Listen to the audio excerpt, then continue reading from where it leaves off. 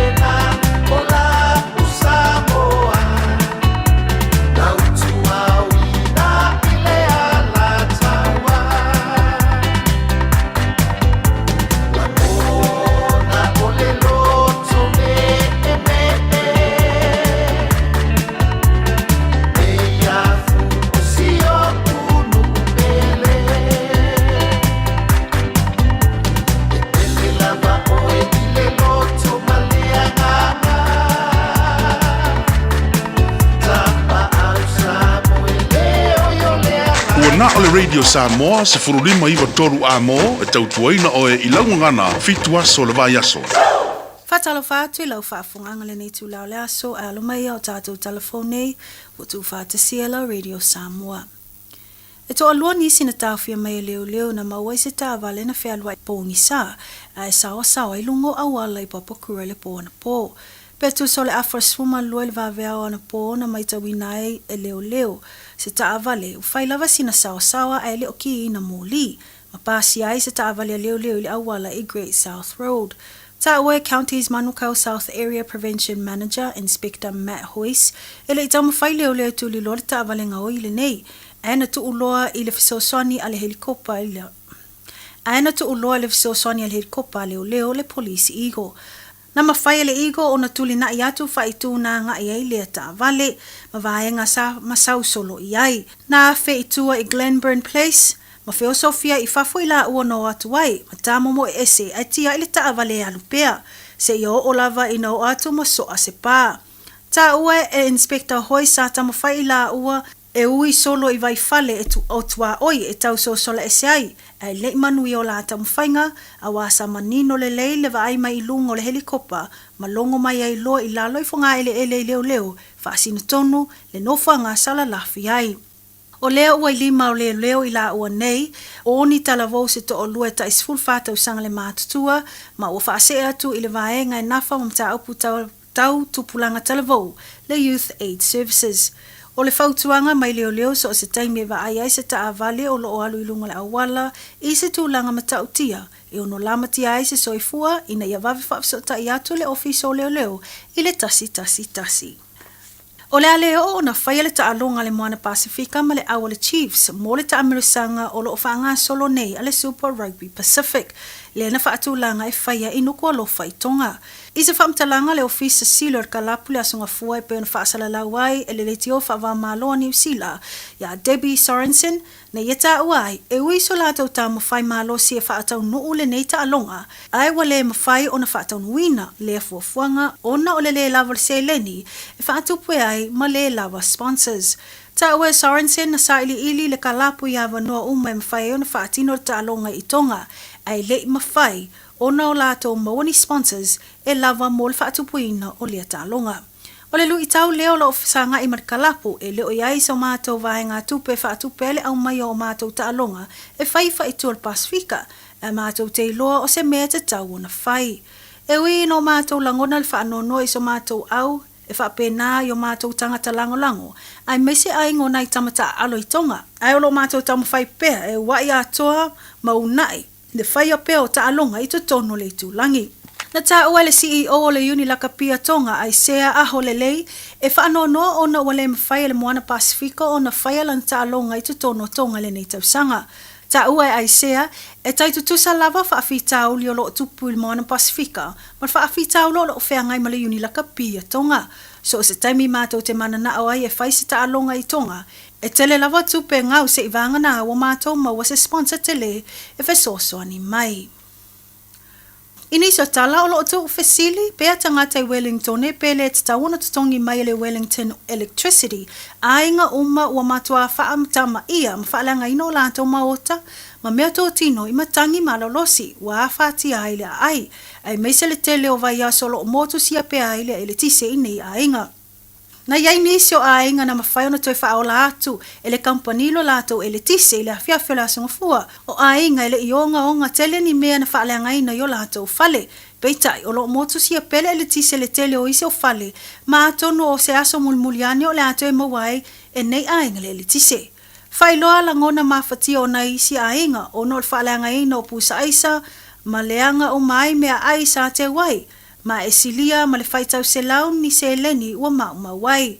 E tu sa ma le fitu se lau whale o ainga na whaatia ma motu sia le elitise ma o loo whaatatalipea le tangata ma o loo whaatatalipea la tangata o le itu malo pe iai se fuafuanga whaapera company elitise ina ia tu e maua se fisoswani mo le tele o ainga wafa ino lato mea tōtino mai le nei mala whalanatura.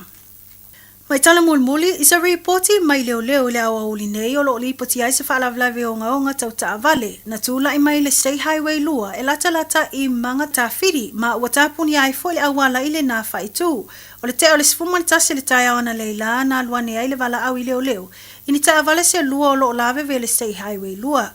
Ta ua se so upo le Hato Hone St. John's e lua ni taawale ambulances o se helikopa ma se isi taawale leo na faavave atu le itu na tupu le faalavlave ma e toatasi se tangata na avatu ele ambulance le fale mai i Meromoa ini manu anga ele o matua matu ya tele o lo fatalia la se lipoti la tamai o le nei faalavlave tau taawale.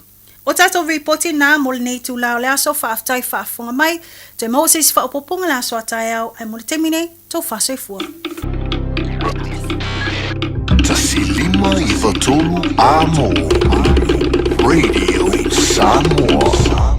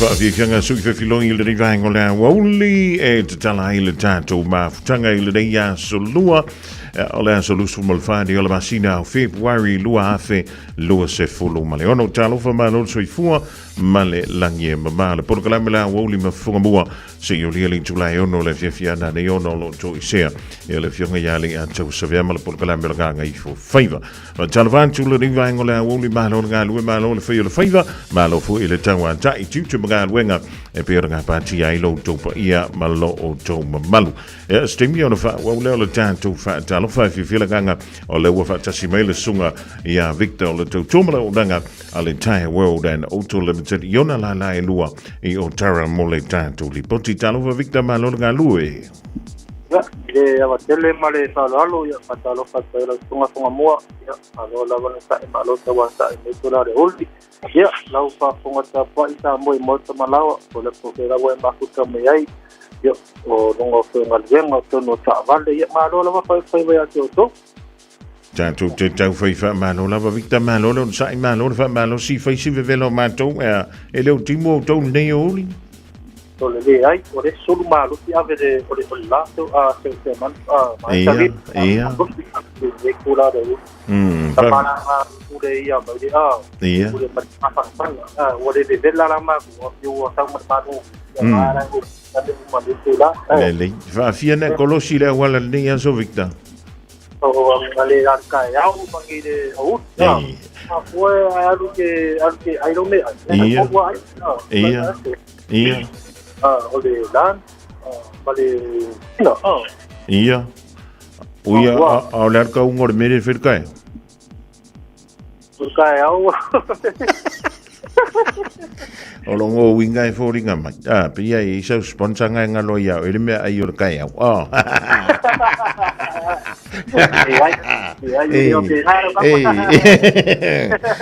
Hello Victor ea le lei ma lo sai ma lo fa ma lo sia ole venga so bulu le masino o February le wanta to dia o mai le tanto to mala unanga o ani vai nga o si le fia Samoa le dia venga so le dia o ya sai bole mato no mo ya mato tire mato a professioni o le mato i matasi do dua sala fa seni mato isole sala si tu fa seni temene ono seni se sia o tiro sa mato pamu o le ngalo e se mato se di tanga ba ai ya o so fa matano me tungo tato tiku so man sa mia o le lota se man malo ya so mo ba se kasi ya o la u fonkesi o le LPG interview ale dosu iba ta live ba tene a fa pe pa de tonu te wadiki lo fonkesi te wa ilea ko ia fa mari watu re interview te te pa de tonu a sa fa to fonkesi po uma fa se me ma to yo de mato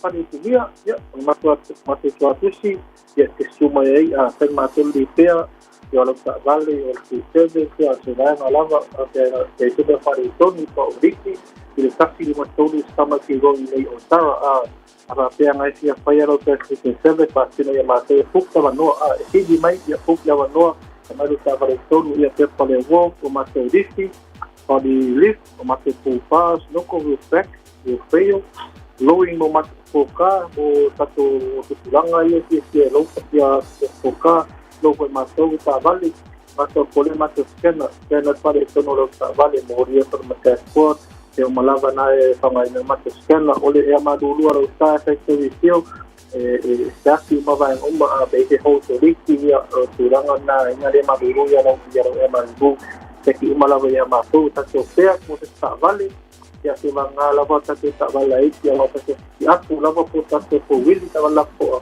e mato se sistemi se sai lava ia sumai ile ta to a frisilia no nesse Samoa que se osani mo o mato wa ta vale ya ai por mato fa ta vale aquela mato ta vale se de stringa ta vale fo ta vale suai ha te gas toda prios o le toda vich yang ata poleta to SUV kamera po se spero che sia stato ben questo for willy ya uma forma modify ta to 4x4 to 4x2 i tanto winter ai last uma modify uma itato a vale uma teu a festa e tulang ai ma sui ya ite ko e di uma pelo mato fena tulang mo ina mato tawat pasau ke inol tawat tuai patu sa tawat po ile mato sa vale le le sene ton masingo thanks to management emrambia aparelho sai mato sa vale ne da sole a FEB for the next speed was madono tau sanga tau tol di madya sole a to uma sa pion sekina po lawa iya mato apa tu mga oye ko sa vale a I think is sekina solo oi 60 daw 60 na kasi ipa ilang tawad pa tao. Hindi man mas numero o iba ro sa so lulo o ile tato para decidir a processo. Sanyo mas pa tao kasi ito suru pecho tao mo te po pa o lava pa uwai so si size lava a te sui so inga pa umaktas o ile size to kasi ga dinga por tipo Yokohama Nexus Achilles le pistão e ele está a participar e está assistindo a partida então chega para o mercado FEB de tal ave de Samoa tu pode falar o trabalho por ele mesmo lá em Wellington a partir de o esse é da uma coisa que é questão com cada folha uma tua pequena fio você está se lang uma termina está lima botar bala esse se para essa duas puluhan ay bunga botar to FEB po botar to chip duas utala inaso de formato financial. Então, sumai a balu recente aparece o sistema de mato a papel natural mo no po ako nga lang usti yan. Kita pa no ko yan pa no sa mo kung sa nga mato proseso sa ni mo natural nga se video mai foi ele o iba ro pitasi so solo o mo se swani ya pangbuha ka sa lava mo ngo ya matapete foi so foi ela sunga ya Victor wa vela voi ma funga chamul moli down le totua mala o danga na le tire world and auto limited pe fa funga chi le divang o la wo le luo na la o tara sa iliponga fia na mo mi ai le fo le so swani ya mai le la totua mala o danga le wo se antia lu sululima mi dute o te ndile July luo lo winga wa live na town na e sauni mai ta pena e tanga e pikil fana wa onga ise taimi ele o toe mamau Radio Samoa Taslima Ivatolu Ama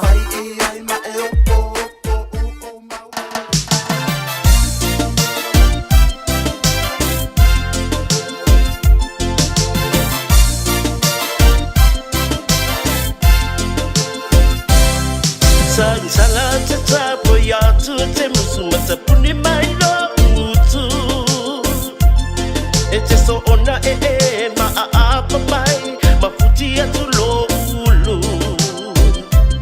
wafa adi no poto ya upu matala andolo mi ai no ngasala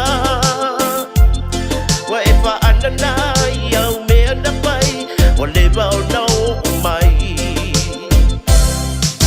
Sasangi my love, telefoni ae tu la ima alu ipa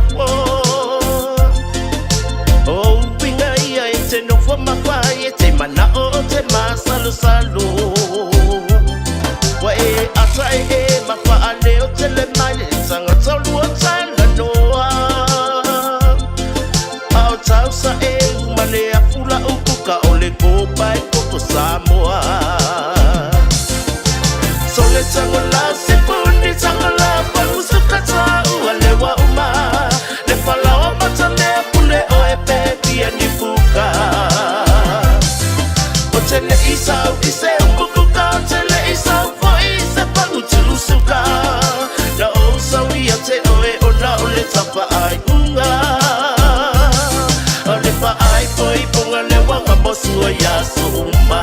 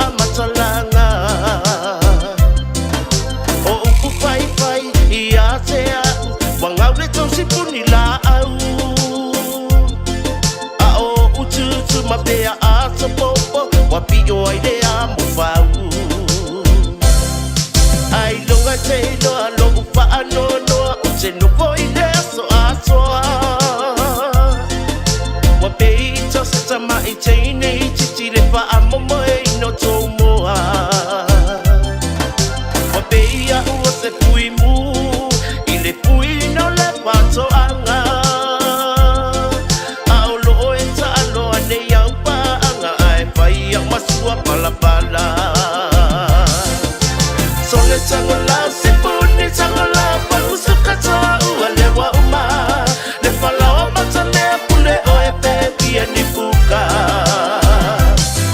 Otele isa ise umukuka Otele isa voice pakutusuka Na osa wiyate oe ona ole tapa ai unga Ole pa ai poi ponga le wanga bosu ya so uma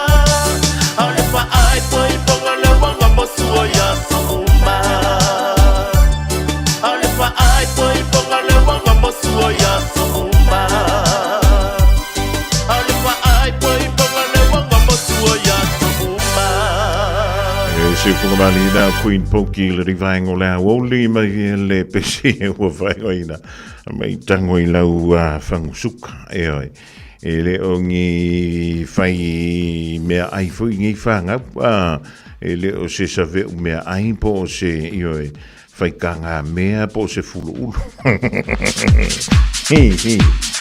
e manatu e hafo e leo toi tu pos mea penai tono tātu a inga le nei vai tau o le daua fe ngale ai ma fe langolango ma ia le vai luaina leo tātou tiute ma fai vai tutono o tātou ainga mi se lava ia pe a fai o le au mau wha tasi mātua ia ma whanau ma o lātou taito o lua ma whanau e peo I ngale ma fua ma ielka ko pesele ia e peo leo langa o no tātou ola ma soifuane ai Samoa ia o le lava lai wha wau tutono o tunu nei ia e talo si ele o koe mua se mea whapenga o ilele nga kau se au le kua si finge pos ka maloa ia nga kele aku ia ile o au kala ia pe son ka whai a koe le ngima nga ia ia lelei o na o lelei mai ala tātou whaatalo whaatalo ile riva hengo le Aoauli au na pa ia le tua o lo o tau suina li pawai o le ola tono so se whata whaitaulanga e le ngata I New Zealand pe foi la langi a toa malo le tano malo foi ia le ono sai au ale tua malo na firingal e le ngata leo tamam tira ma tua pa nga sani al tatu mala leo ma futo mai lava le tai au se ia lia le taimi e tau lunga tuai ia le tau tua fa wa nisi o le tatu finga alwenga malo fa taile ma futo mai le malo si o le du ia talo si o le dau tau foi lo toa o onga le fanau e piki la tole te me tu ya o ste me le to e ma ya ma o to uma la vole ma futo mai so se tu o le kilo ma no le soi fu ma le langi e ma Ja, fa malo le tulinga ya te pe ni yele to ma tanga mai le down na leila. Si le me fo I stimulating ma want to le ta to fa te sai. Ele programa la o ni Fofogamua si le to lai ono le fiana nei. O le termine yolo o tali le tanto so tinga. Ma le fionga ya le ma yava mai vai. Su le tanto wala le o pio ngru me Samoa. O no le via sol nei te le ni vai ngolo fa pele on na fa to wina e to tonu le tanto tru stimula so o le fa pe tonu o toile ministale o le vai fa fo Australia. Lana malanga fa le malo ye le temi filo ye le fionga le pa le mio tanto malo I Samoa le kanto I le telo tanto fa yunga ya mi se le finga palo tele tich ale tu malo vai singano lua ma le tu malo sa fa tasi o le il fa mo o le so anta yao ya tanto palo tamo mua ya po palo ta fa pitoa ila to ile avano ile Australia ya ona fa to wina le palo tele tich ya po palo tele itina ile so for wile e pe ona sa unia tu yai ya oni sina va mo lo si le fia le kanto ile o le vai sonte neile na tu e la wina ile un o le fa sidonga o le mata upu au fiai le fionga le pa le mia ya ma ila to lima le to no yai be ta ile to tolopo mai ile vai so nei ya o le fo de ba wai fa mtalanga ya le tulanga e pio yai ya le tolopo mai o le la wina le un o le fa sidonga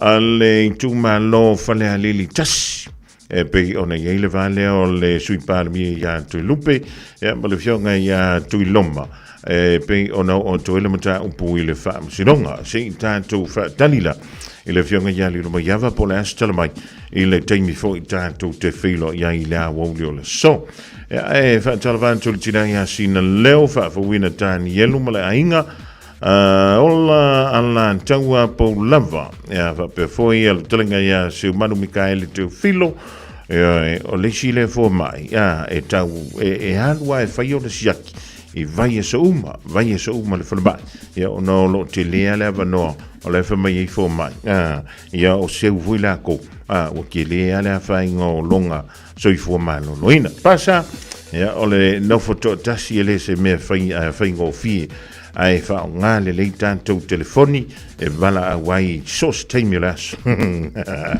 Selina Ziosi fala li popoli fa per voi ya sa sali tu lima o panapa sila fa ngal wenga e mo tu mal da wa ya tu pikil fa na wa onga ba ile le se me pakai la ta vale le mawai sa sala ile de ya wo le so lua o e sauni malanga I Samoa Maratua lolo mana ringso solo o maua iso se tu ai ngā taavale e talawhea ngai mau mana onga. E mawhaiura piki la taavale mai le malaiwa le nei whale o lopo o whangalii. Whapealo tātou o fisa au tui ala fua. Pe momoli atu fo I le whalitali malo o lo e wha mautu ai. Ai ngā wha abitoa. Olo ia tātou insurance cover e te fili mai ai. E nani tupu se wha lave ai olo o iai le wha mama avenga. Maratua olo iai le tātou account in New Zealand. Pe lafo sa fo I le moana rentals e wha o ngā I le Pacific Easy. E wha o ngā I lau credit card e wha tino ai le tongi na o lo sa. Mori si wha mtalanga wala au le Pacific Easy I le ovalu se lau. O tasi ono po onu mera masani au kilani. O le lua fitu ono fitu iwa fitu wha. Po o le lua fitu ono fitu iwa valu wha. Talo sanga e transfer o I le moana. Pea si siane le tātou Facebook o le Moana Rentals. Po le upenga te wha ilangi o le moanarentals.com. Moana Rentals o laupa anga e taitolo ina oe. Au e malanga siasi I Samoa.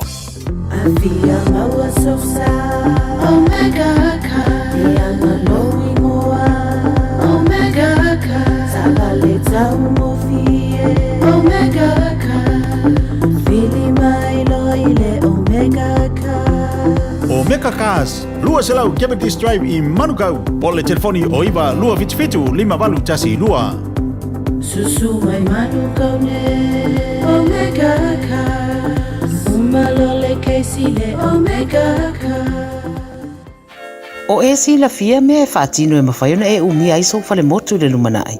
A whai fo i so fale motu, o e si la fia mawhaiona whaatino ni isi o fuafuanga e whaonga aire equity o lo fale. A wani e misiere por kalame o le malu I fale, ia fiafi o sururu taitasi le se fulu e te aile wha.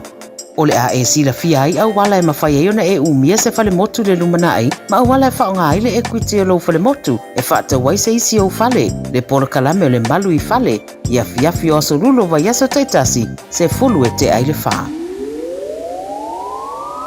Ua mawhai nei o na whaata wanto topa pa le Digicel I lunga o le upenga ta wha ilangi a le ClickX Pacific. E mawhai fo I ona lafo aise leni I le MyCash a le Digicel I Samoa, tonga fiti mawaruatu I le na o le 5 ta la. E le leile reiti aso taitasi ma e whaingo fia fo I ona e le stalai. Asisiane I le clickx.com e lafo aisau tapa a le Digicel. Pe lafo ai fo isau tupe I le MyCash a le Digicel Samoa, tonga fiti mawaruatu. Morisi whamtalanga vla au le Olua tasi 5 tolu tolu fafa. Olua tasi 5 tolu tolu fafa.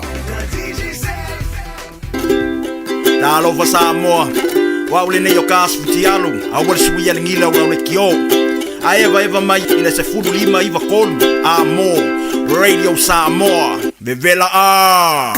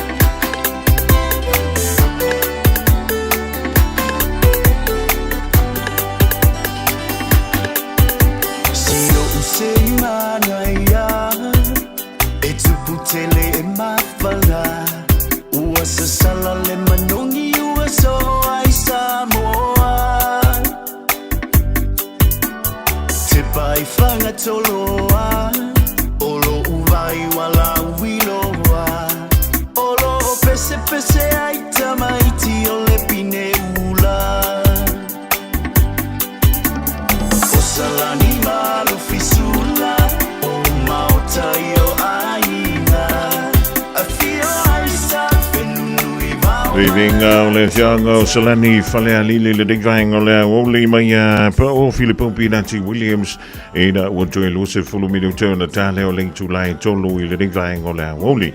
E pe o le masia I Aoauli ia ma fiafifo I o aso lua ma stofi te tasi e sa ili elo tanto o vanoa I Samoa I le fianga ia lilo mai ava mai na vai sui o le tanto wala leo pe o ngalui puna wai mai e tono o le tanto o tado a wala vale longa puyeli I o lo topa ia ma lo topa malu Inisio matau pulo fa peleo na la walunga e to tonu o Samoa. Fifela le nganga I le divaing o leso o le wamo o le tanto filo inga ma le fionga ia lilo ma yawa.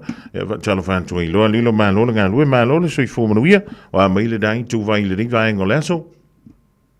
Ia, talo whailau tau Fofogamua, fa talo whāta fo I le pa ia ma le malo se tanto o tinu o mai wa mai fo I le nei fo I vaenga fa sanlaunga Radio Samoa.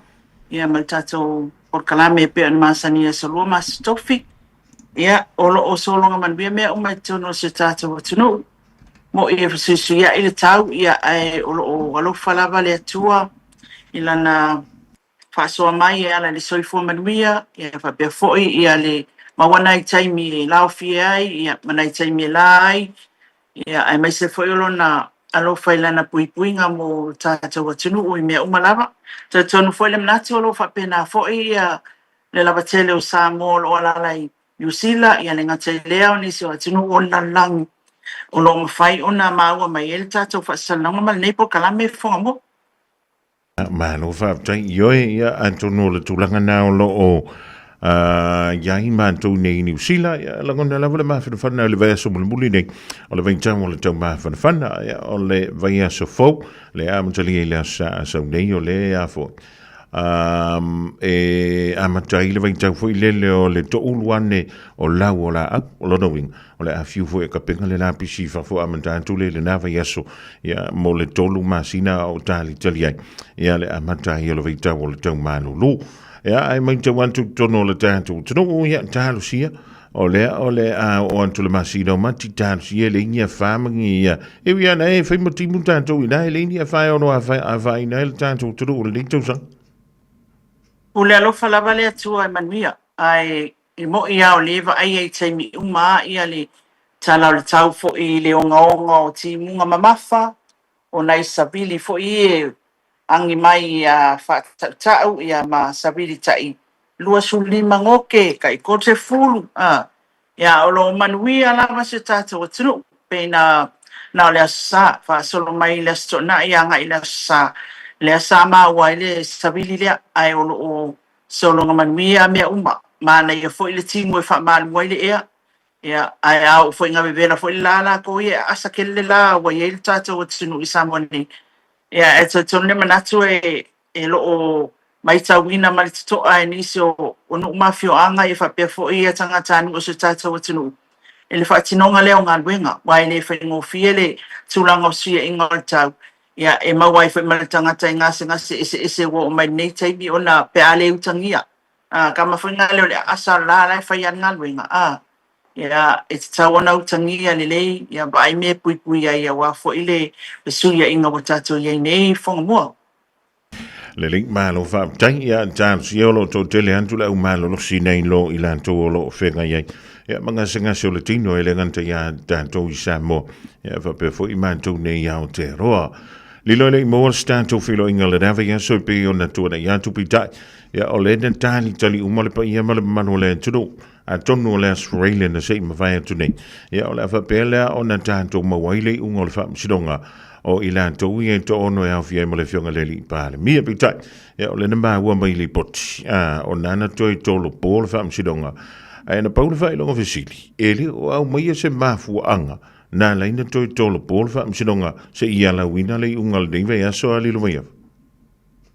Ia, e moni, o le tūlanga la vai e pe ona ia e pe sa ngata maile se tā whiloa inga la solua, ona mwha pe e tā te whiloa i la stofi. Ia e te ia ne ua e tuatuangia la stofi ia ua anga e mai fo ia le fiong le sunga le ata ua savea. Ia awa le tala fianga i ma ia ona mawalola ia le tūlanga fo ile le ua ua mawa sisina fia mawa sava no elas Faraili. Ia awa iei fo isi ufara blawe ufaili na asa Faraili.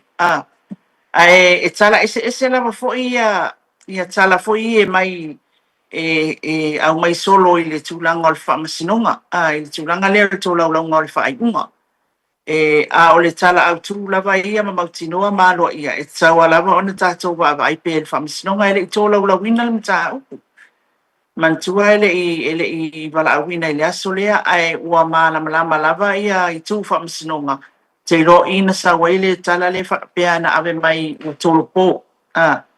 Wa malama lava i tu whaamasinonga wai i e me whapena e longo ai e le whaamasino ia i tu whaamasinonga ala e la toro ia o le ale mwhai o na whaatau nuku ia le mta upu ia ale a toro po atu moa whea o na e awatu fwe lama mafuanga a o le i peto e pe ama le o le tau le iwa le tae au lea o le o te manatua na o ave le fe autostusia i le lo ia a le prosecution ia po lo ia le tua leo pe ia se fesu ia inga pe ono tolo po le mata upu ma le tu mai por sfulua e tola ula wai a for sfulua ia ai le ma se tali no mawaina ia sa ave foi le fe autostusia i mafu anga o tolo po wai ina wa mautino o tolo po ia ele itali mai lava o le tūlanga o le nā ua iai ua tōlopo o a lavalani stala na mātou maua i tua mai ia Fofogamua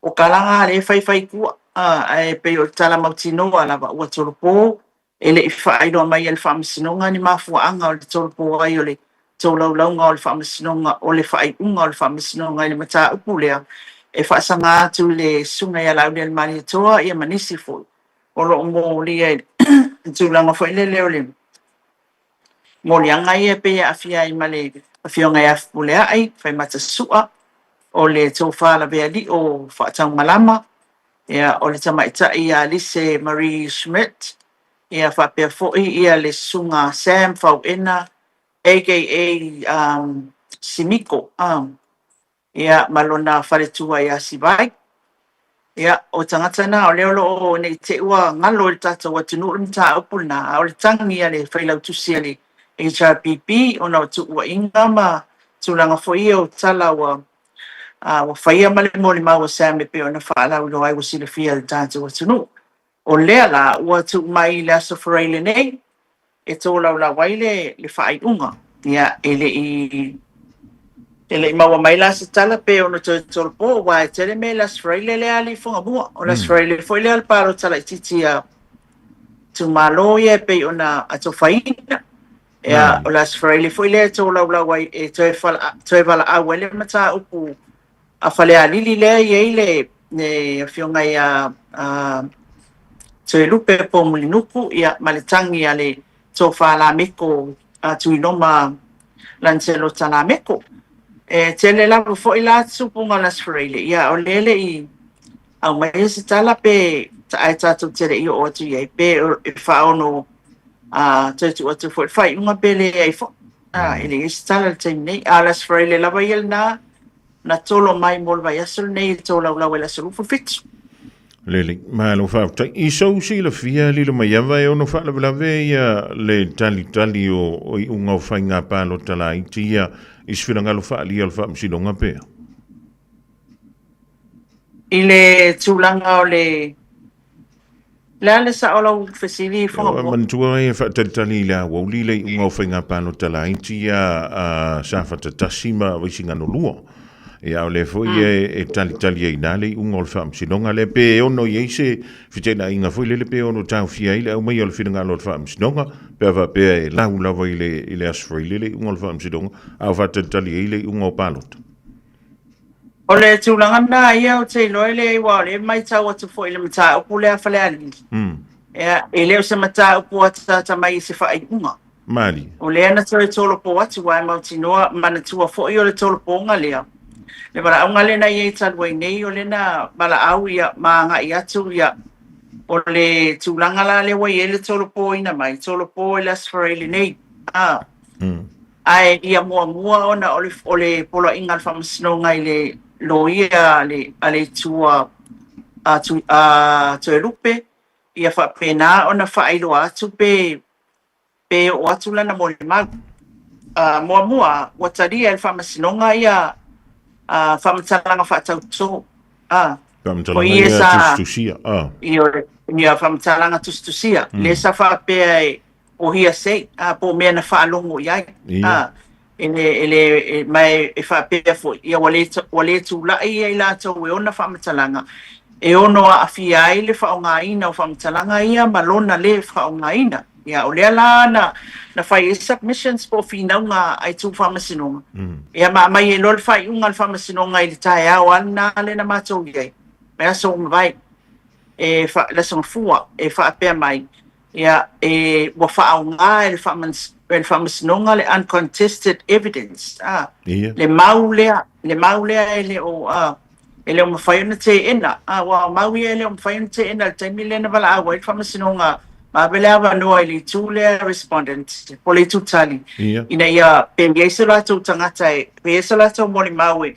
e tali atu ile famtalanga ia ele yai le ala wa fa nga lo la ia moli mawe na to e mai e lo le famasinonga o la na polo inga ile tule a to lupe a fai e yai sala tu moli mawe e tali atu famtalanga ia lua famtalanga ia e ma fai ona tula ia fai lo atu lea ia fai lo atu ia na mai e lola ia le fai lo atu le tamaita ino ia mural lui ia ma fa pe me fa masinonga o ma fa pe atu ela na saunoanga I o fa masinonga e ia na moli ma wito tas o saunoanga mural fa foi a mato na mato singi ai le lana moli ma le la tula le mana o tula mai atu ina tu fa masinonga ia fa pe mai mole tulanga foi lele I agents e mantua mai le tulanga foi lele a fa pele alu fai pule e fai le fa tosina e agents e tangata foi e tu seleni la suyo committee suyo committee usala o le la FEB le o le me FEB na mi lan mol maule se I fa manino ia le tulanga le mata upule ai sui o committee le agents le anga o le fai mai ele unga li ile na o le tupe na avatu le sa wai ale mana tua foi ale mai to tasiana o ile na apia I famsinonga tasian molma o le molma ale ma o le unga li ina fai atu ia te ile tupe le le life ia fa tu so o le O le mea lalau whai me whamasinonga ia mural na ua whai atu ia le saunanga mural o le eila na mo le mau fia tula. Ia whamaunia, ia longo atu whamasinonga i le aso, Fofogamua, le aso lua nei. Ia longo atu le whamasinonga i le mautinoa e tula eila na mo le mau. Ia, ona toe tō lau ai leo, ona toe vala au ai leo na ta aku las Freili. Whai e longo atu e le o mautinoa, ma e le o iloa, ma e le tula i le mo le mau, ia o le a issue mai le warrant. Ia e whapena ona au mai eila na mo le mau le ina ia tula i whaia le mau le e tusai o le tūlanga le wata ati enu ta upu le taimil nei. O le anse tala mai isi tātou warrant ia wau mana issue mai mua lilo mai. Ia, o le au tati ia ni mea lai tati angana. Mantua issue le warrant. E le se pili o ka whele le whapea umai le warrant o mga le seilonga o la uloa iai o le polo inga le whamasinonga. E wan sala e vai gaka e ka kawanga sai mai langa tu sai mal tu sai le o tu la e man sai dia mal polo inga al whamasinonga ia o atu le whamasinonga e whatino lana mau masusuina. Ia o tūlanga lana le wa iai le mata upule ale mata upule ia la auli ma mais. Ia o lea ua toi tolpo mai le Australia nei. Tolpo mai man mata upo toi lupe le Australia nei e toi wala awai. Rau fasili la le whapepe se afianga o palo tala iti le ainonga. O lawa manino an sa whataia o ia sa whataia manino vai singanu. Ia o lea la aluala le ofisa o whinga palo tai e whatino la tonga luenga. Na paule mea ia o se tolo ponga ia o isi o mata upu nei. I se so tanga o ila tau ia i tu malo ia ai o tulangal na le wa au mai ai Australia nei e toi wala au ai le mta upo toi lupe ai Australia nei foi ia o tu mai e tolonga o le wala au o le tolau la wina le whainga o misnonga i le mta upo le sunga ala au le mali to mais le ring mano fa taia le mai ava antono ni sina mta upo te tele ia lo o tali ai ia le to tele o le ia male mano le tunu ia a fai foi silsila i lunga o penga ta whailang. Ia e whananu lanua i lava whiranga lo whaalia o le tātou. Tino ai paua le mea fo i lele e whai tete lava i isi whaamtalanga. Ia o le whai lea i le whaamsinonga lilo mai ava. O le ase tala le tūla whono i le tūlanga. Ia, mana tua foi. O le sewa e laki al tātou whaamasinonga e le o vaai mai e tūlanga foi lele nganga vaai mai ai ni tustusinga mani whainga isi. Ia ona au mai lona ia le fai e tauna fai molianga awa o le tangata e suia le fai unga le whamasinonga mate ina ia e tau ona afia i lalo le tula fono langa o le final decision ale whamasinonga o le tula fono o ai lava e te ina o ai lava solia e mo lia o le tula fono na it's not just a decision o le tula fono le mea o le fai unga ua whaatu la fono ina, ua avea mtu la fono. So a whakaikainga, a whapele whai mai. Ia oe lilo mai ava e kele mawhainga e koe ufale kongo o le building lea. Ai kau mawhai o ke alu ia e ko kongo le building lea. E mōria la, o le whai unga lan whamasinonga na au mai, a wangi o koe ulu kongo le whale lea. Ai o waluaka mawhai e ufale ina. E mōria la, mea langa le whakwai, o le whai unga, o le tūla whanu. No inga. Ia ona o tatou whamasinonga Fofogamua. Ia ia masesi o le whamasinonga o ano pe e whaapasi mana mea. E sa oi wo ai i le tele o upu whai whamasino. Mo oi whamasino. O fo i media outlets. Ele tu ua tala lea nanga about 3 months or 4 months ago na over ai le whainga o le tasi whamasino sinia. I lunga o le media outlets o le lau i loa i le atunu o mo le wha matuku i nā tō tala a mea o te tupu i tonu Samoa. So o le mea lana e ona whai tete e mesia i tātou le media i le tūlanga whailele o le. So ona whai o tala ngā i le whamasinonga. Lele, ea, mai i manta upu nai e nisi manta upu e se mai ai le nei vai aso muli o le masino February mai le tātou whaamsinonga pe na walau ina nisi o manta upu le nei vai aso i le aso nafi?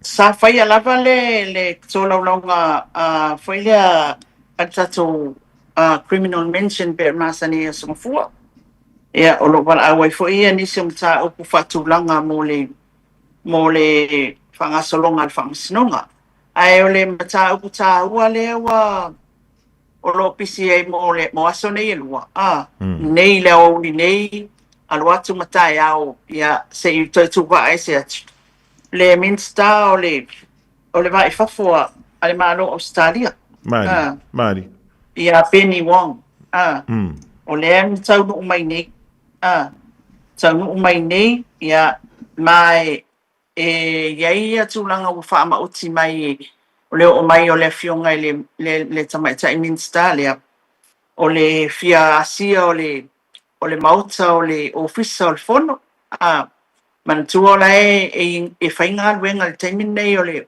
le ofisa lea Fofogamua ia ilalo le soaswani le malo Australia e asia la e tamaita ile le aso atai faile tua ia ma fapena ona mawai fo i maleava no le tatou media e faisina faatatanuanga ia ona tuwa ai lo le tai ao mo savai ia e asia le o ye tatalaina le tuasivi police maritime ia pe o le vaenga ia i savai le ofisa leo i tuasivi le vaenga le fianga i ma le ngata i fale o le lato le tala tai ao o le faia mea ia tai ao o nei le afa le ono le afiafi o le asaini ai le MOU ia o le le MOU o le Memorandum of Understanding Memorandum of Understanding between Samoa and Australia i le vao Samoa ma Australia o se mandenga la le la saini nei tau mea sila Island Resort i le afa le ono nei le afiafi ia mawhaiena i doorstep interview ia oi lei o doorstep interview kai o Legislative Assembly office kai ia o tulanga la nal pokalame ele ke les pokalame Penny Wong ila kiki va foi lona fio mai ia matu va ese atu atai ia o le tani malo o se tatu tulanga le paule o le mele wolongo ina me il tatu malo le media ese mai ai inisio me lo silsila ia inunga tatu savali male government media ia sio ampasanga ngau mai ia tatu tele ia masuli o tunu te persuio Israelu tulanga fapena ia ele ilongo ina mai tatu o fasala lau tulanga le ana ma wa lunga tatu lau tusi al tatu malo ia ai pawani mele pe e bebe si kele ia nge ia so manga ponga o sa fasi silanga fo ile le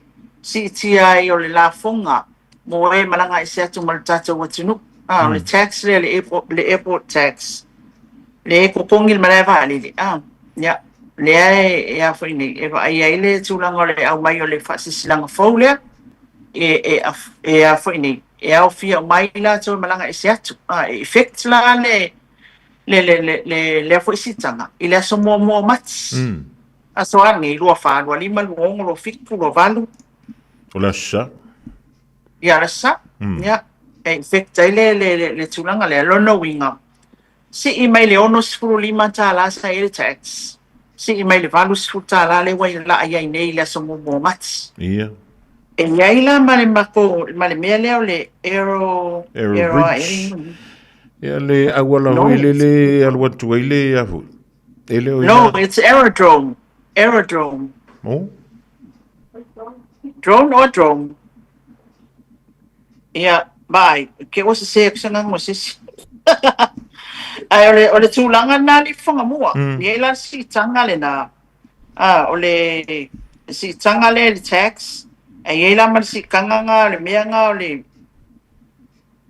ia ole aerodrome ia e se lauta la aerodrome facility charge o lo no winga ai le o ka ko mala vale le fo vo le mo atu o le Pacifico ia na ko wala o facilities umai au fiai le fale me umanga ia se lauta la every person e departs ia mo ese masamo ia o le ngala le e ko kongi se lau kala so a ku fa kasina le fa poponga i lunga lo pasisi pe fai te sau ni Samoa pe fai o fai le fi malanga esa a fai o le te sau Samoa si manu ai ngai o te fi malanga esa se la va se furu fa po no ngolo pasis a fai o le ke fi malanga esa ku fa fo tanga Samoa se la va se furu e fa po no ngolo pasis se le tau fo le we a mata tu ya mati la so mo o ia na o mati ia o le tulanga na le fai spisa mai unis Wala la so sila tu ia ili lo ifiranga lo fa ali o le malole tunu ilunga o pengta faila.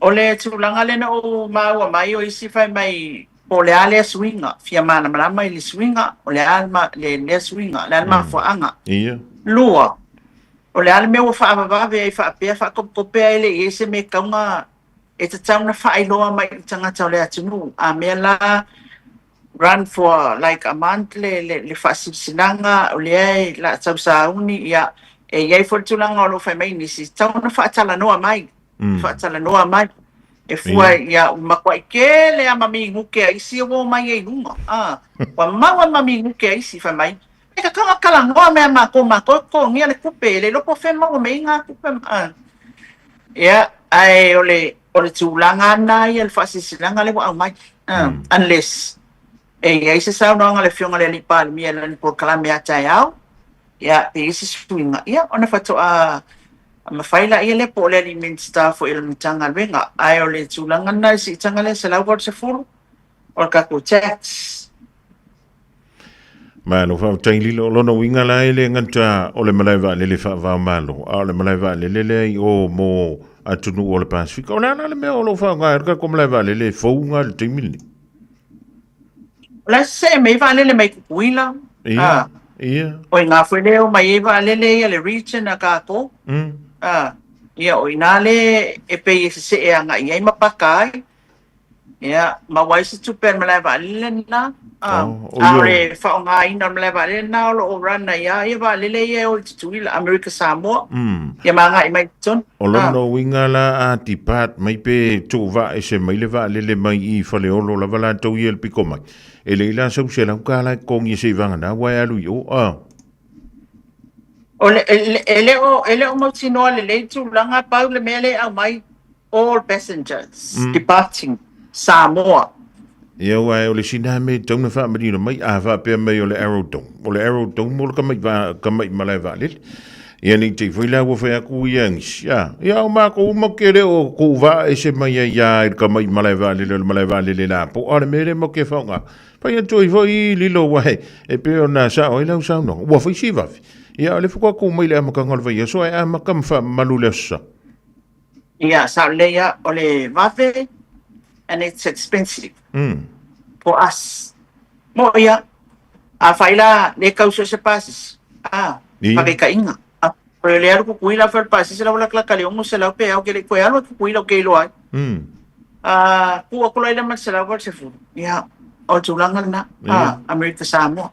Ia a fai foi o ko le pe faila le au fia umai.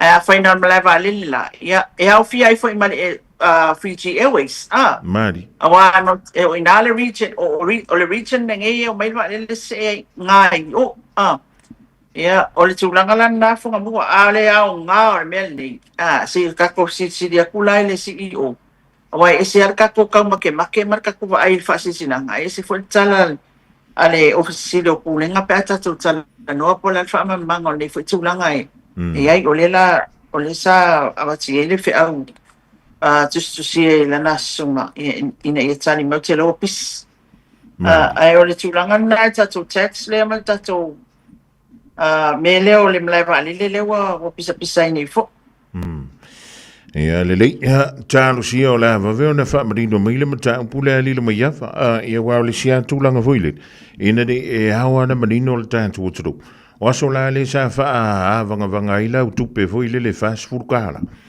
e ki ka fau I Samoa au lavang I le isa fast food tala e kokongi e lau la fonga a le vai taumi le nei ia antono na ua tu tono le tau le pasis ia antono e tau le langona I foi lele e tau le langona I le si tanga lea e pe ona ta ua le mai ia ua a sa ua I lunga le pasis senga pa warka ko me fai ia o le kamu fai kokongi le kau le pasis senga ua ama esa oi awa saunu e mana ia foi le saunu ngal pasesi awa saunu ngal pasesi e fai mai ke fai ku kaka fai bai oko e lua fe pasesi e man tua oi a fai e fe ba se la le pasesi dal man tua sa e lua se la na pe se la vol fe fu le nai e sonu nai lua e a fe ba se la mon tu por pasesi pe lua fe o le tupele na le vai lungo la funga ia mle va lili ele la ngonga kele la le ki nga masi o mele ele la ngonga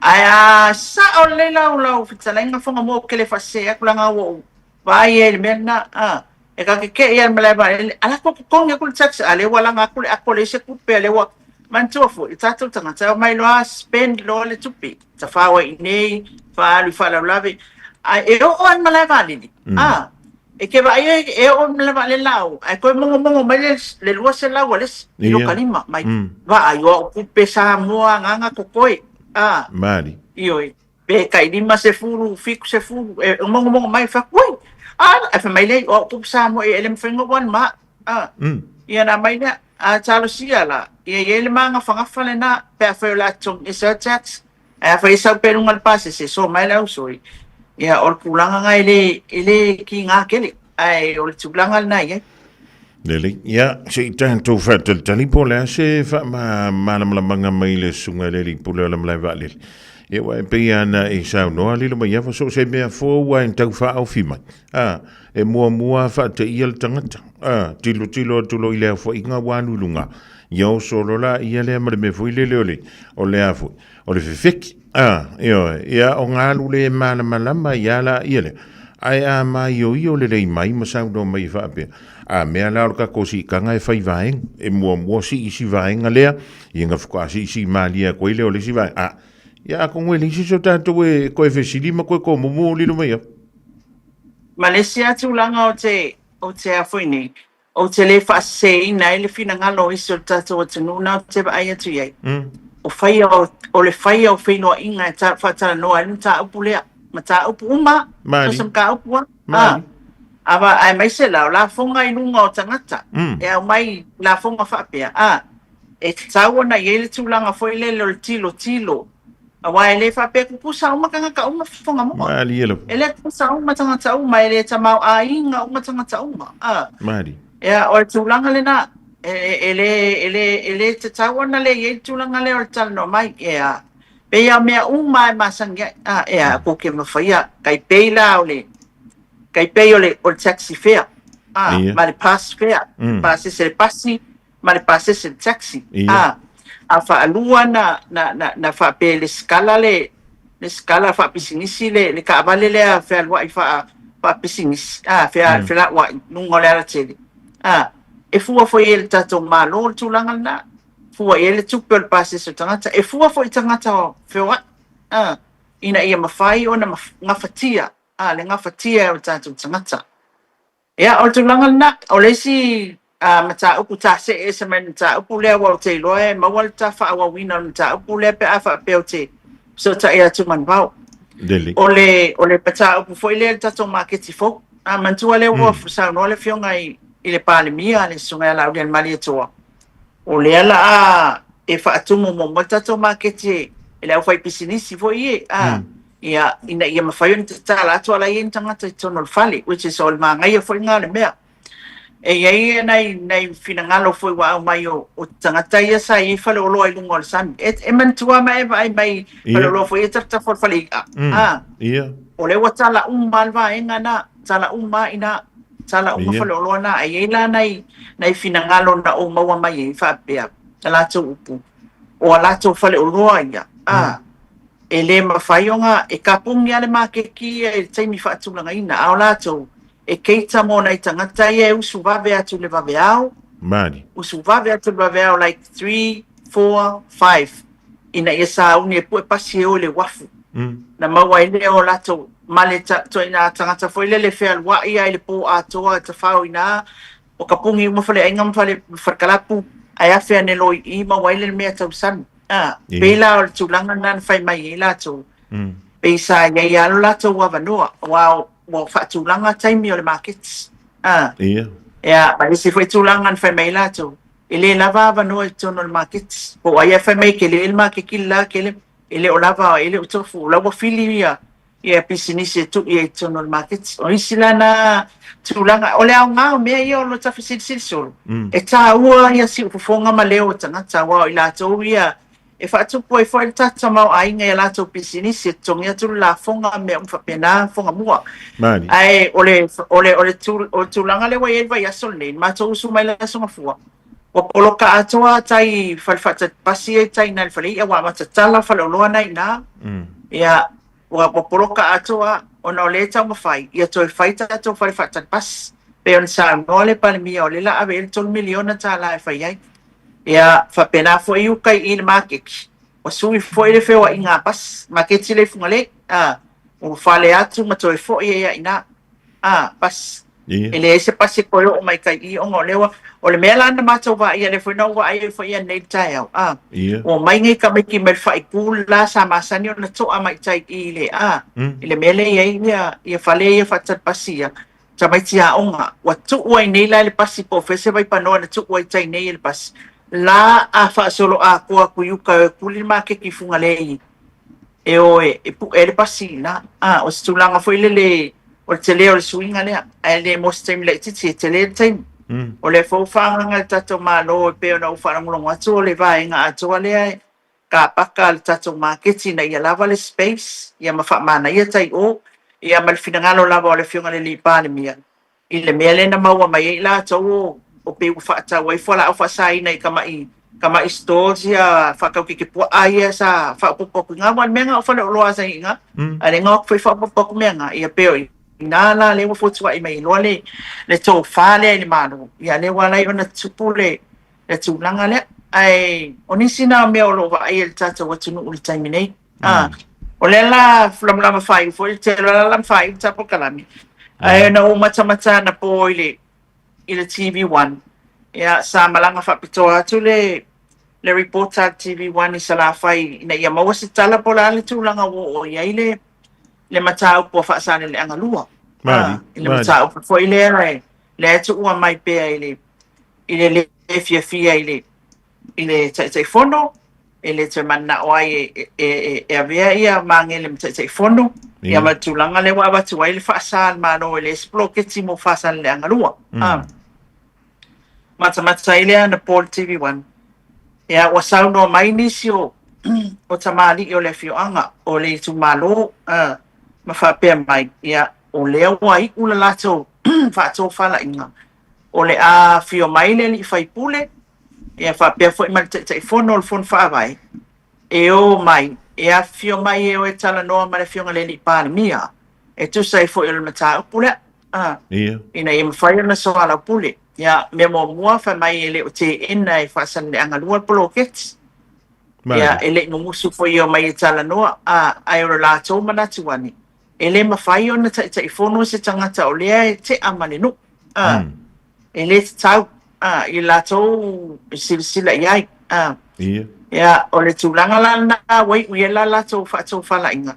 Ia, ma le fina ngalo le tūmano o le awhio mai le whionga le li whai pule. Ia, whapea foe ma le tai whono o le whono whaawai. Ia, e tala noa ma le whionga le li pānia. Nā mai foi le tāle sanga le whaasana le angalua na pōlunga o TV1 whapea mai. E whina ngalo malie le whiunga le ni pāle mia. E mana umia e whaasana le anga le polokets.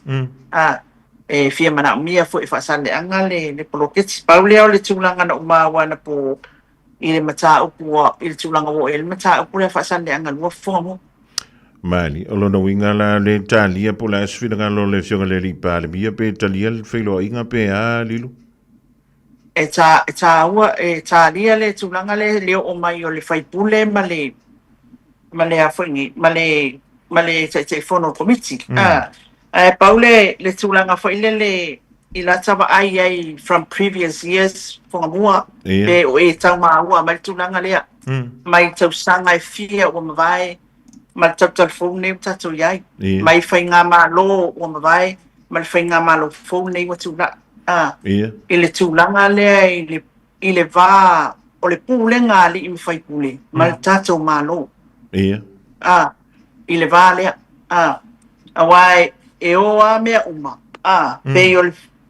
Peo le pule ngā li im fai pule no mamalu mafio anga mai tumalo e whaalango lango atu i eile mano i le tūlanga foile le sa ili ngau le file mu Mari. a tupu mea e whasota i le tūlanga foile le o le whaatino ngau polo keti e whaatupu le malo ma watu le tupe a o tuai i la tau te ngaluia ina ma whaatino mai mo le manuia o tangatala utele esa o le majority o Samoa o lo i tuai nuu mafio anga. O le majority o tangata e mana e au ngā i polo keti ne mea umai ia o tuai nuu mafio anga. O le tūlanga na o vai e le swinga. Le swinga mai le pulenga lea le whiroa i ngā li im whai pule. Le vale al pulenga li im whai pule ia ma le malo. Mari. Pei o le tūlanga le watato ia i pe wa vea le manatu o le pulenga li mwhai pule i le polo keti. Ina ia maua le tupelea.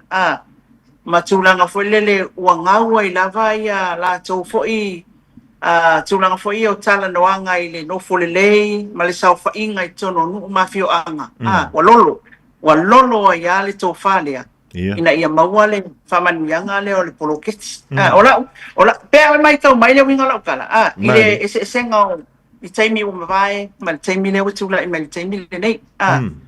O issues ia, e au te tele I mawhauwhanga o tātou tangata, e mawhaatulanga fo I aile tātou whiwhiringa whai, I tūranga umai e pei o na silasila mai I aile tātou wa tunu o lo te tupu mai.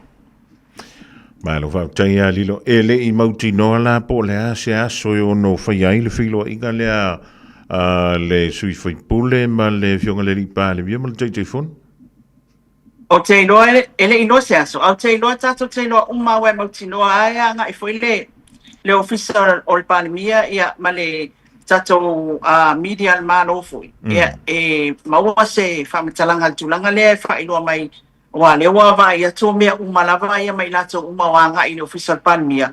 Ia lewa sawa ia le whasalalanga al tato media al mano o stulanga foi sa le ba ia I taimi umawai. Ia au te iloa e maua le tato te maua pe a whailoa ia le fionga le panemia ma le ele I wha atulanga mese taimi ai o le finangalo le nao le tumalo wai ai e tusai fo ele mta upule whasale le angalua Fofogamua. Lek malo whakutaia lilo ia o ani si vaenga ia on silfia le turu I le vaenga o le Aoauli au tātou iei peilunga o le tātou whaasua malau fiong. Ia, o le tuli mata ia o le asfarai nei. Pālota sa fata, pālota wai singano, ia, ma le tuli mata ia pe tō lau lau whai unga lea I le asfarai nei, le sunga le fiunga le li panemia, sunga le Aouli, ia maisi, ia whapea foi. Ia masa tūlanga o le a ia le mata upu a whale a lili. Le a ia le fiunga tō lupe, ia ma le tō wha atu ilonga. Ina ia mawhai lava. Ona sila fia le tātou o te nuu ia tūlanga uma o le ao o fo ia mata uma. E tele lava mea o lo te tupu le tātou o te nuu o lo mai mua ia I lunga o le tātou government page ia e mawhai foi o le tātou anga ia ina ia mawhai o na sila fia uma le tele o isi mea o le tele o mea ile I wala au ia ile media ia o nai whaasau na le tātou alata le tātou malo ma le anu whaasau lau mai le tātou malo. O pauna tulanga o le ele tatou por kalame le taimi nei o nisi o mea uma watu Fofogamua. Lek malo whakutaia lilo mai awa ia vea ilo leo whatawa e mole tuelanga whakutui tele mole tātou whilo inga ilo so tau ina ia mahu pēla malo siolitino whapefo I la le nganga wale tau tuaina o le paia ia malo le tātou tunou.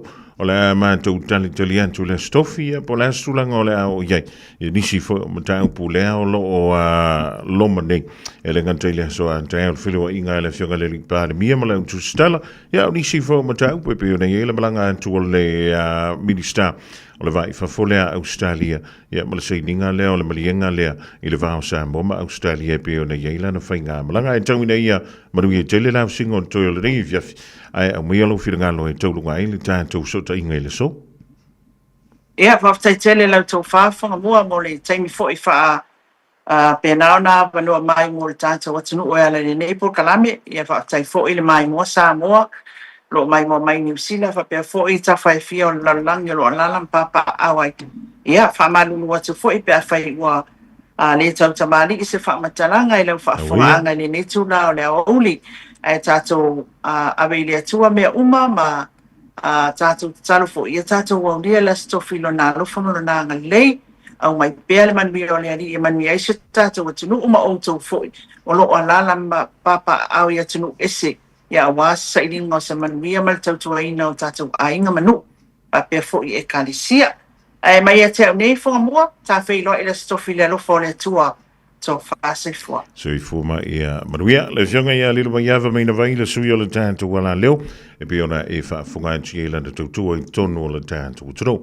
O le wa se anchi a lusu ma tolu miru te utea nei le tu la e tolu e le rivaengo le Aoauli e fa talo fa antu i mantua la gantele o le fana wa onga le utu wa onga o le ria solua talo futomi tio a mai utu fisi vevela ia le leita fa maulelo fu spa tono le tuta vale tonu i le ainga sui o ofua onga e faisina mea ai faisina koma toiva ai fa le leo au mea onga pea una faisina fa si moi ai fa onga ke malosi ya lo so ni te wi te uva le ipu con le kapoki e ma a fe nei su solo e ora ke su e wa fi me nga lo monga ku con me va penga ya le e a fa yo le futo ma futo mai talufa e ma no so I fu mo mi le langi mama.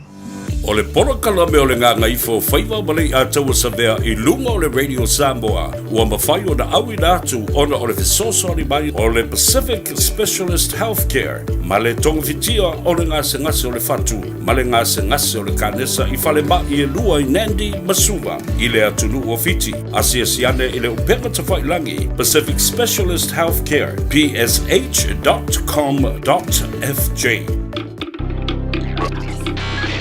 Tasilima I Watolu Amo Radio Samoa.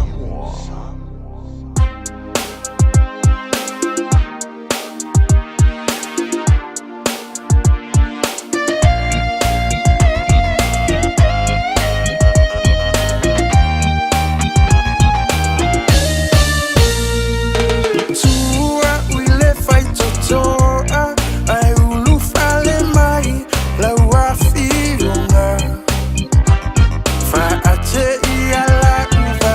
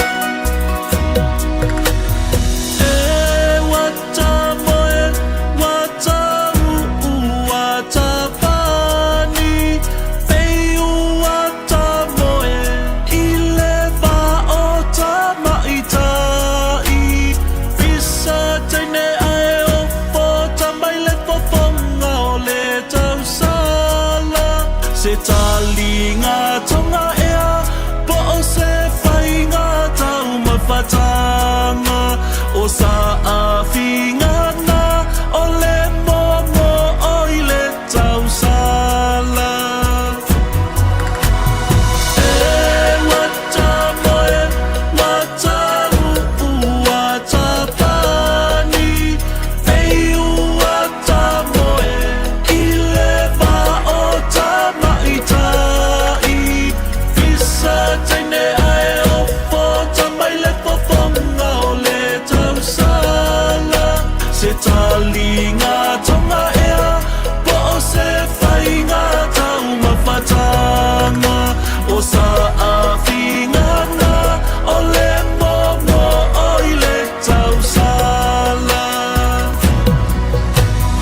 e ua sao whaala lelei Fallinga tausa a fia whai o e mau avei o aina ilu talo whawe mai se so la upele ua le o le lea se i tali o umana o la upele ua le o le lea ae tafaso fina ngalo.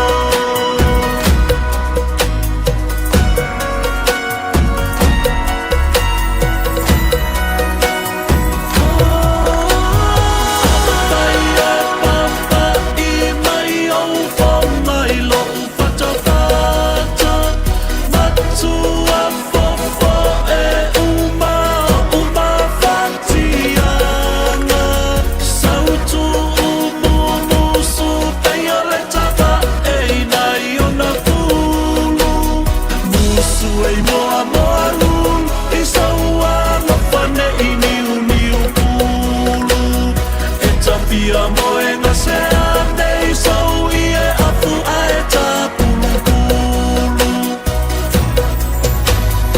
e ua sao paala lele Fallinga tausa a fia whai o e mau avei o aina ilu talo wawe mai se sola upele ua le o le lea se i tali o umana o na upele ua le o le lea ae tafaso fina ngalo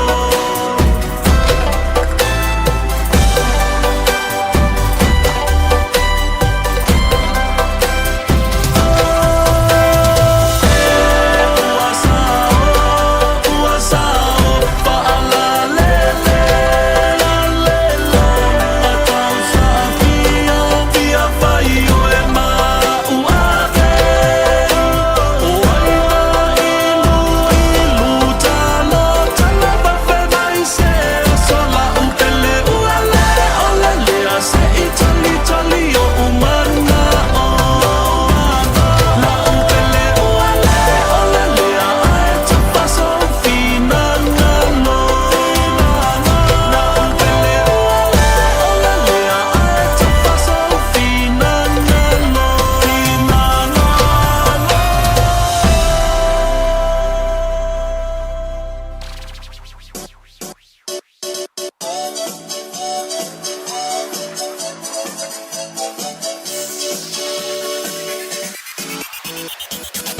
Ia e whātutu atu tō o manatu.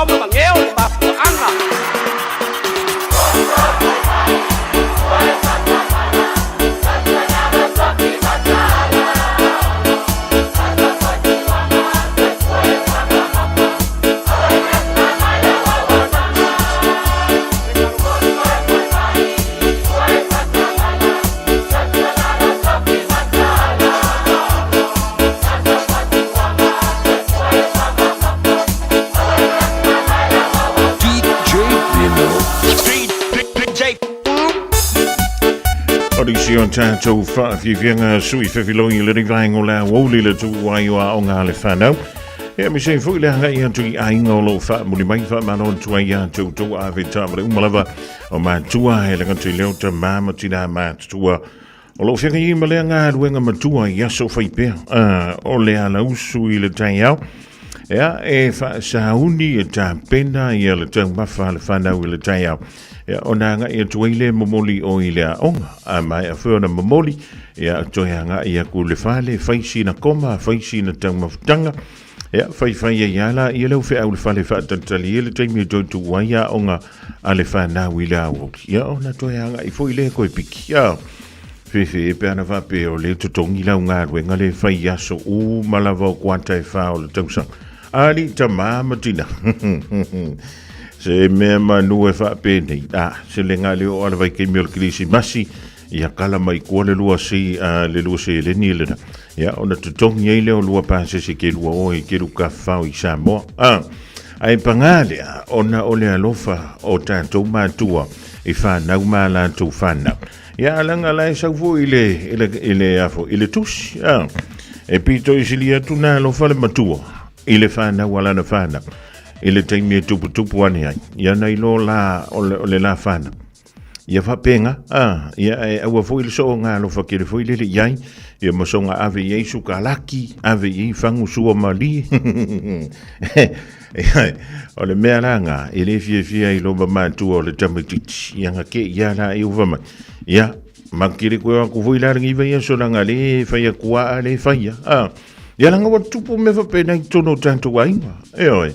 Kusala e mai ale madantu yo to ina male lo matua o lo ke alo vai fanga o sia fanga ai o vai lo la me yo me sumari o lo no winga ia wa le alo fa lo la a wa makwa pasi ku male alo fa ia wa le alo fa lo la ia le ile tulanga foi le le soifua maloloina ai va chalavantu na incline stitchele ma futo me isi uso ya Terence Sankin ma lo ali le ga lo ma lo le fio le faiva o matangi loto tulia e wa pe foi le tulenga ya plauli bol to fai anta puso o le wa mana vanga ruenga i le rivaing o le Aoauli ia na ona tatia tu fa pena yo o tafa io e pe ua fia o pe palolenga wa e ua mai e ko kongo le fale o loa ngi ya Aoauli ave manta mati ia ma ya fa ka si foi le va yaso pe kai lua va yaso ma fai le ngame e wa me foi na ya le na sui me ne utamati ele tele wa onga amata ia ma te loa e te lea o ngā amata tātou.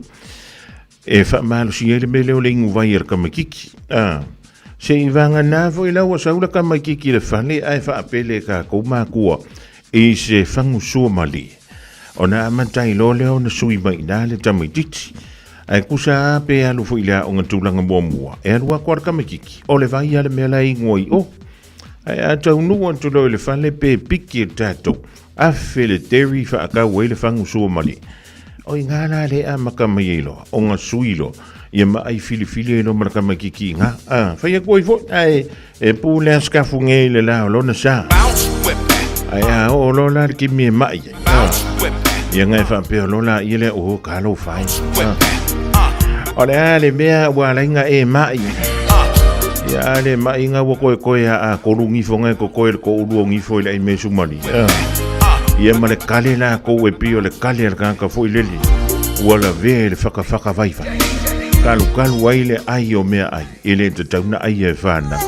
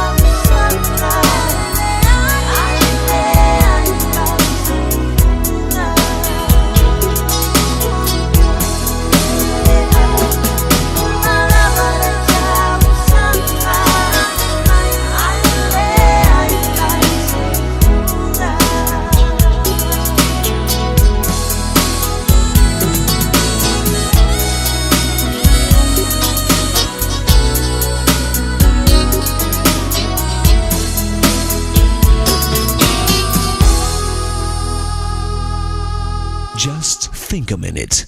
It could change everything.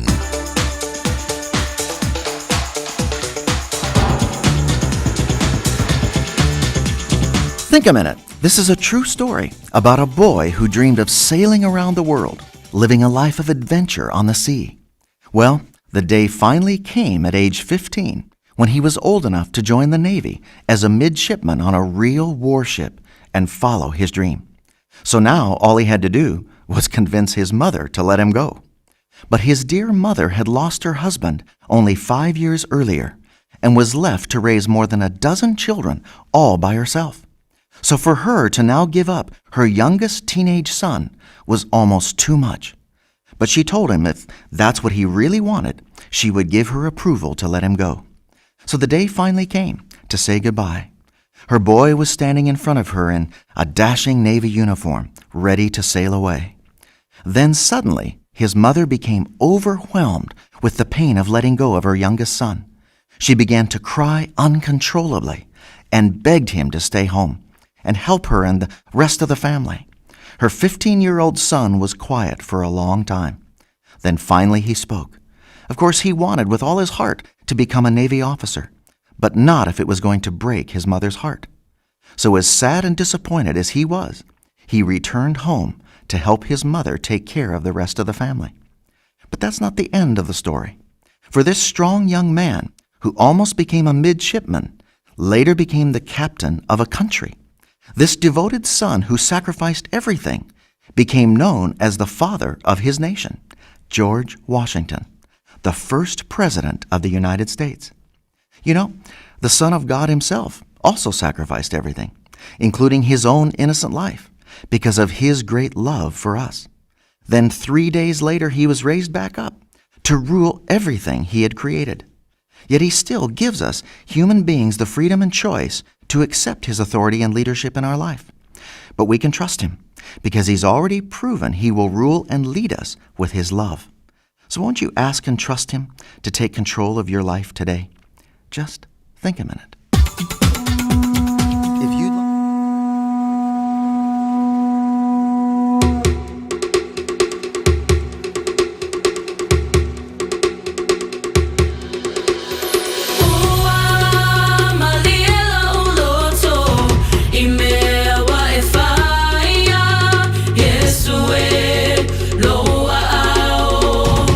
Te manuai, ele mafai, ona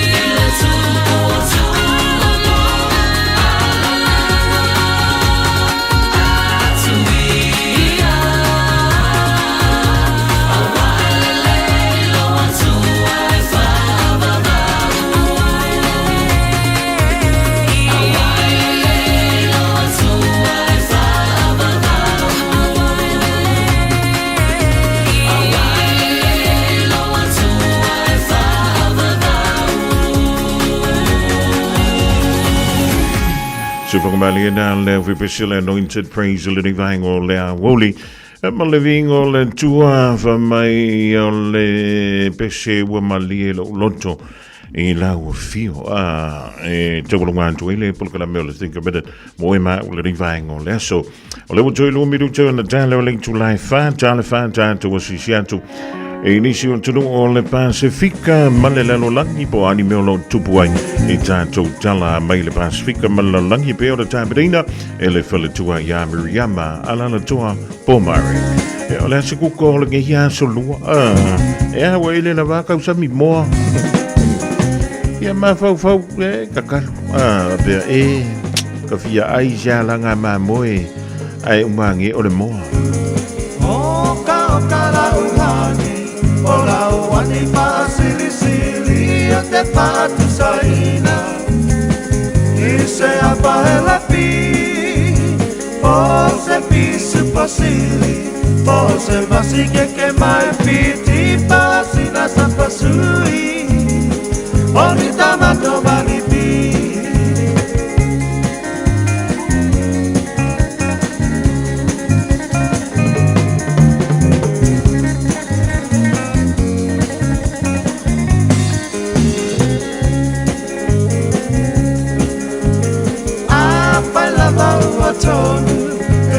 Tonu lau pinangalo tapa ai poipo avane ile malo ele anga ole tatua etele ai ole ti akolo pe basa pepe ole po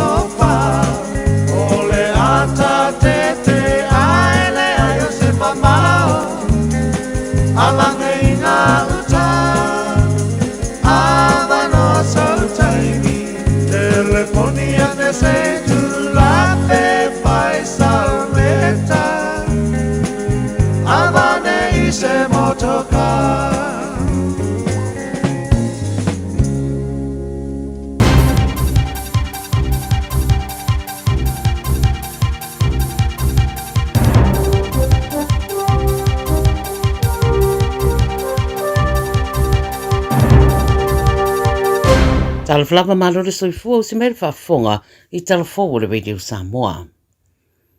Momo atu mai Pertania o le sa ave momoma ampasa o le United Kingdom I Amerika o Peter Mandelson o po ina nei leo o no masalonga I a mionga le leia o tula I mai tō fingo le tunu o e peona whailo mai e leo mai lona tona. O Mandelson o se tō tino o le wanga whaupwhaile Labour I lona atunu ma watua ia I le pasi ina ane o whamatalanga ma ale I le ri o Jeffrey Epstein leo o maliu. Ta wedi pote le CNN o Mandelson na whamalo lo mai lona tō finga ampasa lea e le paramia o Pertania o iei nei o Keir Starmer I le mai o na whaailoa o whaila Epstein le ta uai marasua o Mandelson. O lo whaia nei lari su enga mawhasiringia Mandelson I le mata upu aina ia whatu ese mua foi I lona fianga whatasima Epstein. I wharani o le ampasa o Amerika I wharani o Charles Kushner o leo tōm whaineo na whasota isa o I minista o le whainga malo a wharani ina ua yale awa yatu le samania mai le minista o le vai pafo wharani o Jean po Sean Noel Barrett. Ta ua le CNN o Kushner na samania ane o no whamtaranga sa whaia whatatau I le mariwa se tasi o sui o upu whai o le malo o wharani I le amatanga o le masina peitai I le awa yatu le li ampasa I le wala au. O le pepa o whamtaranga, mai le ofisa o le vai pafo wharani wa tā wai, le whai unga lea ua le mawhai euna tō efiso ta I sa o Kushner, I sui o le whainga malo o wharani, au lo whatanga pea o na wha awau le whai o na tiute. O le tangata na mariu o Quentin Derang, na mariu o no manuanga I lona ulu mai se vevesi na o fiai, I le aso spururu o Februari, ma wafu ai whamtaranga mai le whainga malo a Trump, e wha pea ua mariu lea tangata o no sāwanga ale left wing. Wa iei tangata ua mōria I le nei mata upu mai toa spultasi ua puei nei e leo I lea whalamilave. I Mexico, fa mai ai titi mai peto o 25, sui o le National Guard a le atunuu, wa fasiotia ona o vesinga de State o Jalisco, talu ona mai a le fasiotia o Almenco e pei ona liputi atu na nafi.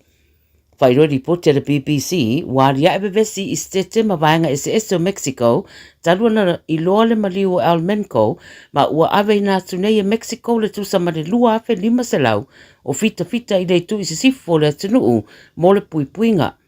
O le Jalisco New Generation Cartel, le sa whao lulu ia Almenco, o se tasi leo whalapaptonga sol tu la fono, e fefefe I eile to tele tonu o le atunuu. O li poti o bevesi vaenga SS o le atunuu, e mafo mai I e muli le ua maliu, mai tele me ua whaalengaina whaapea mapisi nisi. I Ausitalia, o tuina le whainga malo le whetarale le isi lua sa lau tolus piriona, mo le fuafuaina le lei o le High Speed Rail Link I le vao sini ma Newcastle. Pairua le 9 News o lea ngāruenga tele o le akoneti ai sini ma Newcastle I tutonu o le itula ma o le apisoso ni tele I le tamao ainga. Saunua le minista o unanga nei tau whe malanga inga o Catherine King o le afola sia te teimea le utoi mamao o le vaenga o le poloketi le nei o le ato e whatu langa le lei Newcastle o le Hunter Region whapea fo I ma le Central Coast e mei se rei tūtau whe malanga inga. O le high speed rail lea o train sawa whaona ponei e wawe iuna tau nuu se no fuanga e fia malanga iai. O lo ua amata nei la fuanga o le nei poloketi ma o ta ua le ripoti te tauna sauni e amata ngā ruenga I le maea o le lua tausanga. Ma le tala muri mai Samoa wa iei ripoti le so le Radio New Zealand ta ua i whainga malanga e angai e se mai ma Samoa amatatu le so mua mati o le tausanga nei o le a whao popo tau, ina ua iei te tongi whao popo, te tongi fau ua wha lauroa e le Samoa Airport Authority. Wha mai le Radio New Zealand I se pepo whaamtaranga mai le Samoa Airways, o whaeroa ai o le departure tax, po le la fonga te tongi mo le malanga e se mai ma Samoa, ua si itia I le walu sa fuluta la Samoa, mo I lato umai ta isulua tausanga anga ilunga, a toai malisi te tongi whao popo o le Aerodrome Facility Fee, e se lauta la Samoa, mai te tongi umai pase se malanga e se mai ma Samoa. Pai mai whaamtalanga mai company Vaalele e amatatu le so mua mati o na vaia ia te tongi fau I lungo tickets ala malanga I lalo le vaenga o la fonga. Ta ue reported Aviation Week o le International Air Transport Association o lo o au fie le whaatara noi no le mata upule nei ma le malo Samoa ma taro sanga inai nisi whaatara noanga I le nei mata upu. O lungo le social media ma upeng te whailangi o whaeru ai le fia o le to tele I resi itanga wa tiri taunguta ai whainga malanga a ngai ese mai ma Samoa. Tala ia Radio Samoa mo lau whafonga mai na nei aso soifua. Radio Samoa. Taslima iwatolu amo. Tato te mana nao umalawa ia sao le whainga o loa tau whaonga. Ia manatua, tau whaonga o loa uma tasi, lua malilima e puipui ai le tātou pāneta. Whaonga sao o loa tau whaonga. O le nā wai o lima, sa Eliane I Auckland Council Recyclables, Tāmaki, Tūriki, All Together, Auckland. O e si la fia me e whaatino e mawhaiona e umi ai so fale motu le lumanai. A whai fo i so fale motu, o e si la fia me whaiona whaatino ni isi o fuafuanga e whaonga ai le equity o lo fale. A wane e misiere por kalame o le malu I fale, ia fiafi o sururu ta itasi le se fulu e te ai le whaa. O le a e si la fia ai au wala e mawhai aiona e umia se fale motu le lumanai, ma au wala e whaonga ai le equity o lo fale motu, e whaata wai se isi o fale, le por kalame o le malu I fale, ia fiafi o sururu wa yaso ta itasi, se fulu e te ai le whaa. O le porokala me o le ngā ngaifo whaiva malei a taua sa vea I lunga o le Radio Samoa. Ua mawhai o na awi nātu ona o le fesosori mai o le Pacific Specialist Healthcare. Ma le tongawitia o le ngā sengase o le fatu. Ma le ngā sengase o le kānesa I whale ma I lua I Nandi Masuva. I le atunu o fiti. Asia siane I le upeka ta whailangi. Pacific Specialist Healthcare. psh.com.fj. Te alofa Samoa o Mr. Cowboy Lenny. Fofogamua mai mo mai pea I le Radio Samoa. Yeehaw!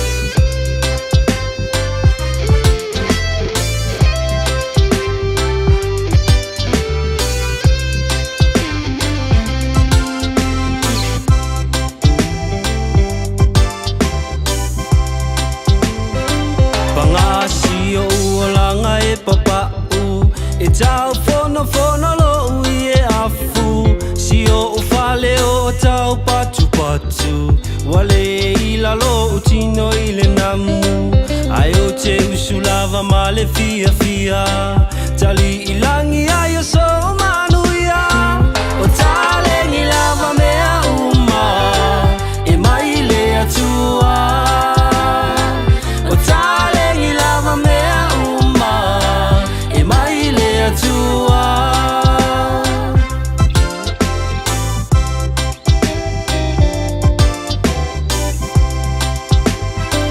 o te fa atu i le aonga e fai uma e tamaiti o uponga i le uli o si o upau ma o vai e papala i le namu o alofi vai ma fia o se e vai o te lenga fatia si o ulu e momo e tutasi le moa o le fai si o ulu e momo e tutasi le moa o le fai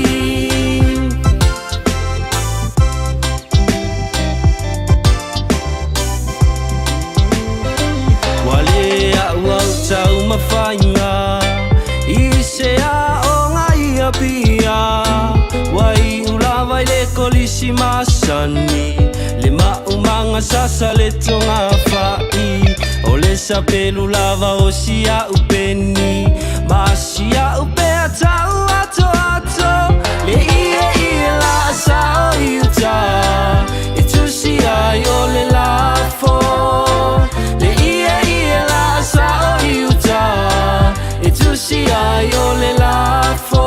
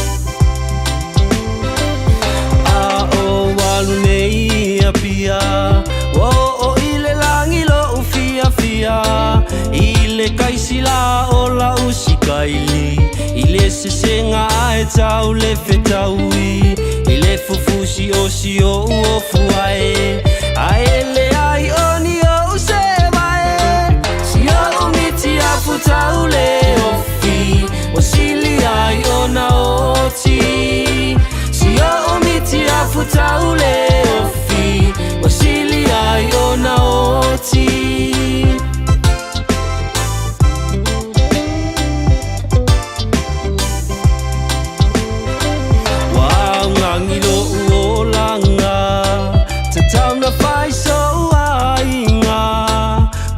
le vale lo uma fau o se panga ai o le au atu vale o si o uloto o tau o so ai o le moe tolo la uma lo me aunga e su e ai se ava la uma lo me aunga e su e ai se ava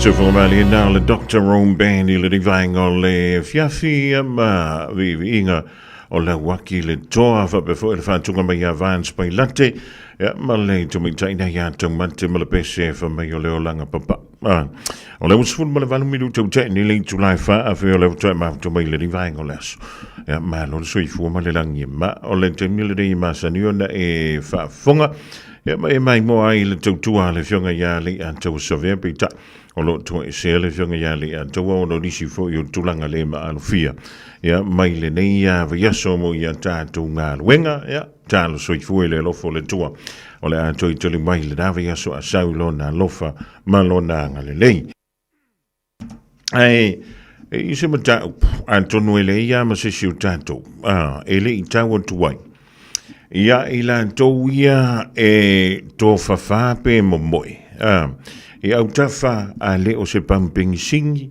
o se fale o loa ia po o so se pisi nisi lava ia tatou taulanga whataua e misi lava tai o ile siti ia o lea lau a whailoa mai ai e le minista lea o lea fu o le matanga alwenga o leo leo o lea o le antapena nei ia lea fu ia le mole meo le tula fono e fa pele ona tu ina tuai ia le malo si anga i le matanga alwenga o leo leo e mawhai ai o na lantou ave isea i lantou ia o tangata i leini o lantou a inga le to fafama whaala ve lawe i au tawhane o pisinisi ia e o antu le lea whainga i le lusu malwhai tula a le o le na ia o le a whaasala i le lua a whetala ia po le tolu masina e nofo fale pui pui ai le tangata pe a whailea ele usta ia le whaatarunga leo le antu i nantu leo leo o lo te e malo si ai le asosi lea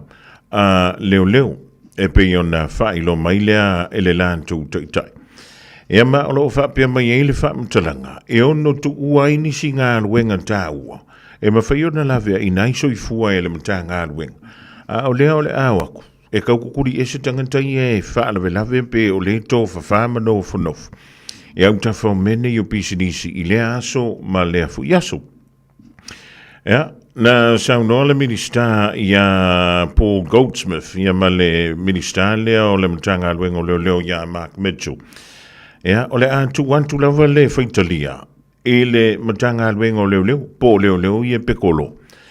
E po le hali tu ai ngā a feso soani e mo mia ele tangata e mawhai na so tai i antu i lea matanga alwenga ma lea matanga alwenga ai o se tasi o whaitionga e pei ona la walunga i le nei whaitau o le vesili o lo whapea a whailai ave ese tangata i a mai le no whanga lea o whea le mea o le anga i atu iai pe a ave ese mai lea pitonu ia ona me i antu leo tangata i ai seisi pitonu ia ma o miei lava. Ma le mawhai ei o na maua se wheso soani. Ea, nau whai tau ni tala anisi o tangata whamei walima tau sanga o whapele o na le aiso na whale. Ia pe le aise a inga e whamuntu wain. Anua i maua le wheso soani. O laua maua le whale no fua i le teimil nei. Peita iane. E le launga tasia o mai tangata uma. Ea ia e le mawhaiwha o tangata umao na ausia. Ia le tau eno no fwai ni whale. A tono ia o mai e fwai tonu maa tātou whale fwai ia o le housing a New Zealand. Ia a tonu o nei te sira fiema e iloa e eini si o whale o le housing. O le ea a fia i me fwai ia o fwala au wha sahina. Ia pēsā kukaina i fwala au wha sahina. Ia e au maa siinga o isi koi kiki o or kausanga. E le i umalava o na whai e ilinga aruenga fwoi lele o le toita pena. Ina ia whao ngā ina le nisi o tangata. O le wha whita haulila nai pe o na wha ali aile le fia o nisi o tangata. O lo wha pe mai ai. E le o le fofole o le wha whita hauli o la vese o tangata ma no fuanga ia. E tatau o na sauni ma tā pena. Ia ni no fuanga mau maututu. Ia pe sa ili fo ia ni au au nanga. E ma whi o no sosoni ia ilantou ia. Mole a ngai iluma. Ia, i le reila vaenga o le fiaf. Ia. O le aso whina ngalo i le tulang. Au mai so whina ngalo. Tātou te wha soa. Pe te langolongo ina. Le tu ina antu leo le malo si anga i le matanga alwenga o leo leo. E ave se fa malo se ila to ye tono lus fu mal fai tula fa sala ile sala tu pe lua fitala ia pole ave sa o le fam sidonga ia ma fa sala amine ave sa o le fam sidonga ave ile fa le pui e ono fa sala ile o antule ile tolu masina la so firgalo tolu fitu tasi liba iva tolu ia ka ko karkarongo ile ni va ngole fia e fia nga ye mala ngofonga nga ki ngofongo e wa atono ai longa ele chupi tonu una e lo wanto ele intanga teno fo meifa o le kama voi le fa mai spekala e po sau spea luakala po sau si pea sikari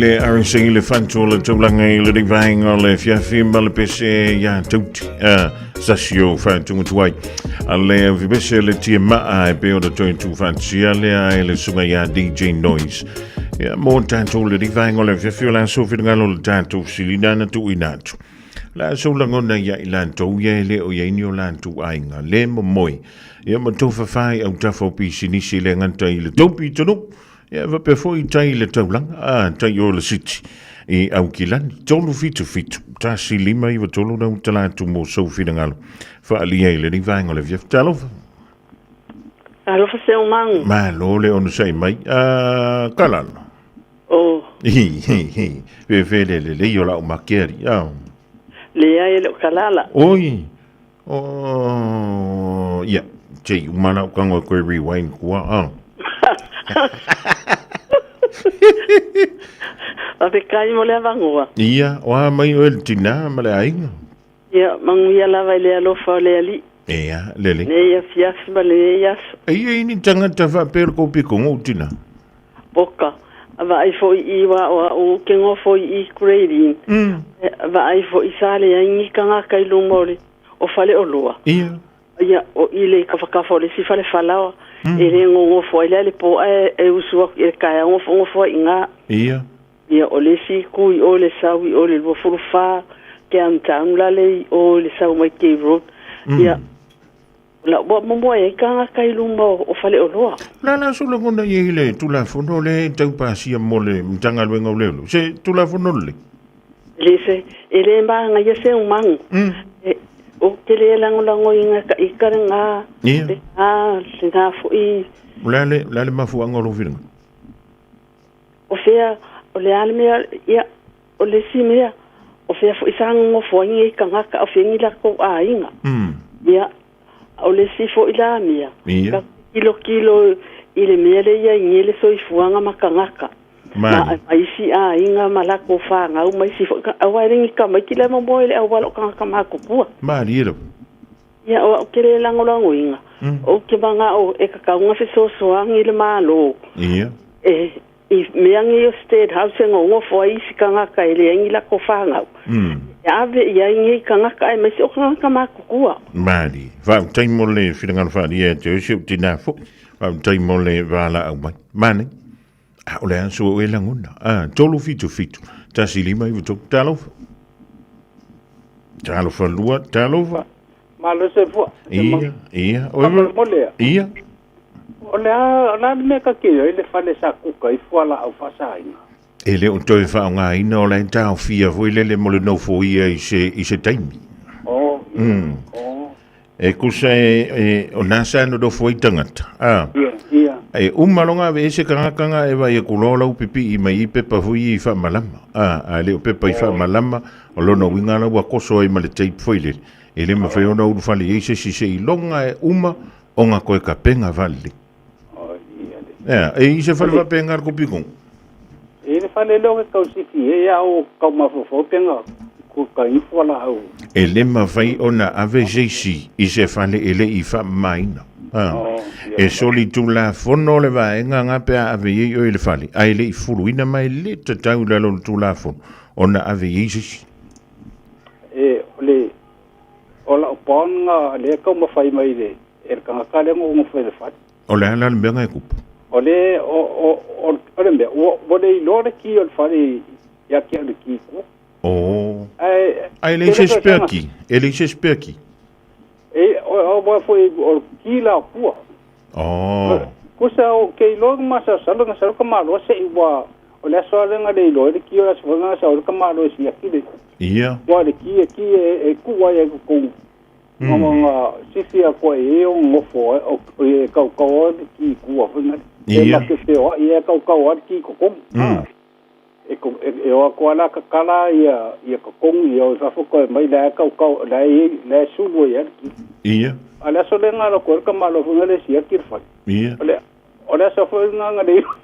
Ale no ai marki. Ele ma fai la na suile loka ia ma wai se siki.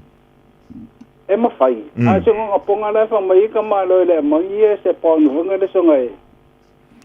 Ia. E ma warki. Fai ki alunga fai ki su ya ko ale lok. Ia. Lunga la ke le wala si me ale ri. Ia mo ele se ka ko be ma fai wa tu la forona. Ia ngado. Ele alu sui le loka. Ona ma wai le o le ki. E fa pe I folinga ole hendo foi le pole local feito e fa maka ka un kai lau va o ko nga ki lai le pe o ki o pusa o kama kuwa ya voi ya so I vai te mio ngoa kama nga se ko I venga nada ia pe ala ma nga la ko la fa me la de fai pe ala ma ngo ko fai mai mo di siki Ia wai te tauona to e se ile tau o le loka, ma le kau o le kaimiro ka e whapi ia le loka, ia ngā koe koe lo leo lau pon. E mawhenga kwhai e mai umarisiki. E mawhai? O la mera le mawhai o lau ia taulena. E le pe loa voi e riskanka o le walua fe lua o ngore wai kanko. Ai vau tai, ia, ioi. A tonu e se le vaenga le ai tau o voi le mele. Wa le si le ama tau. E fe ke le kako e kalangoa i mene o landlord. Ai misia tanto. O le no foi mene o fale mautu tongi. O le tau. E au ngalo malama i le tula fono i awa i anta tau. O ele no fo i le fale mautu tongi. E au ngā fo i mataua. O na sila fie o ele tanganta e ana le fale mautu tongi. Au mata fai yoi e te tau o na fai. Eoi. Ai le whape foi lele o le vili a kola. Ole anga na mka fiora o ngā umu. Ai fai pe.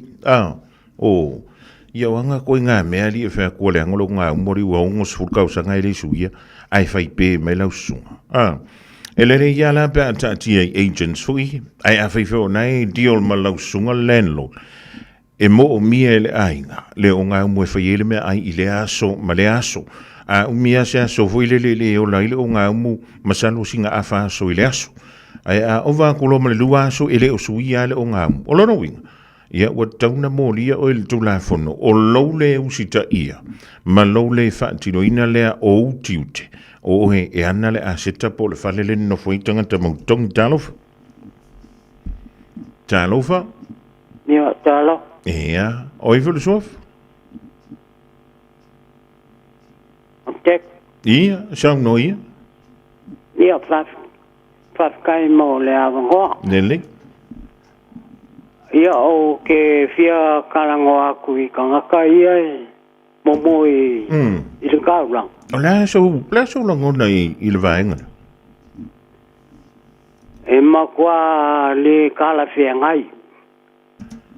Ia, o la so le kala fia ngai le kilo.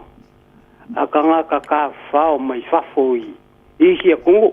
Ia, ai o ele teno fui tono New Zealand. Ele whana vela vaenga le ilo alo aku ke whaka. Ele mangai e fo i lau vai. O kangaka ia malama i le ngofo ai New Zealand wa whai mo ngā inga. Ia. Ele maka ngofie. E o fwoi kangaka ia ai si kupe i kaulanga ma wala. Ele maka ngofie le vahaia. Aku lisi mai ka whao mai lea kungu, ma lea kungu. Lono winga la, avele malo si angai leo wha me i elo wa engare. E kaunga wha malo si kula fongo. Wha sai ka wha pea. Ia, o le ala tonua na le wala ina sauno mai le minister leo le mtanga aluenga leo. O lea o le a wha atino le tula fono. E tu wantu le malo si angai leo. E wha me i e se ai tangataia. Mai no fuanga ia pe a fai ua fa la vela viteli ele nganta ilea e ma fai ona fa sala ai male tangata ile sala tu pe luaf pe ale usta ia fa tonunga na le mtanga luenga leo ele ka fa kali el fa msidonga ai a fai la o le mtanga pul fa msidonga e ma fai ona fa sala le tangata ile tolu masina ile fa le pui e a fo e sala pe a fai ele usta ia le melea pe a mai a ona whaatino tu la fono. Wau taimo le whinangalo a tama. Talof? Ia, tō wunu ia. Ia, langi e mama. O, wadu sua? Malu. Malu, ia. Manu ia tau sanga fō. Malu e ui lena. Uma le. E le maa singa o whepua. Ole a whiwa soa le mele le i kangakai e i whanoroa i no maa. Ia. E te nei au ki lani sau te po se spito nu. Ia. Ai, atonu o ka koumakai o le siti le makua kumua ia ka ngakai ia whapea. Ia, munu tuoko ia, ole wina kumunga lau ka soa. Ole kele o ka ngakai e whai mola kore vaenga lea. Ia. O ka ngakafo e ngaku ia i le malo whale le hausi me ngofo ai. Ia. Ia, ai le whamau iei, maabrisia mai foi o ngole kele o mol whakupuka ke sima. Le aise sa i lingo se lumana. Ia. ole ele vai ke ni vele sa pengalu ngai me yo I fakan malo I kai city I me casino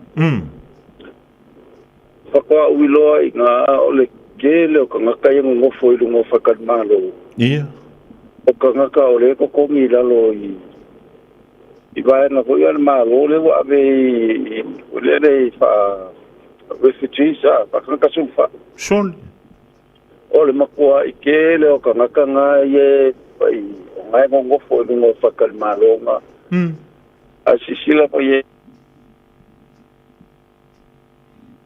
fa casino I kai le city be ai fu ai kanga ai kanga ila ia le kelo kanga kanga lunga nga o mai fai mola ko ina le vaela nga to ko mo fo no o jaus ngai ngai o le nga ba ai pela nga I o kila ni sa ke po kelo nga kai ai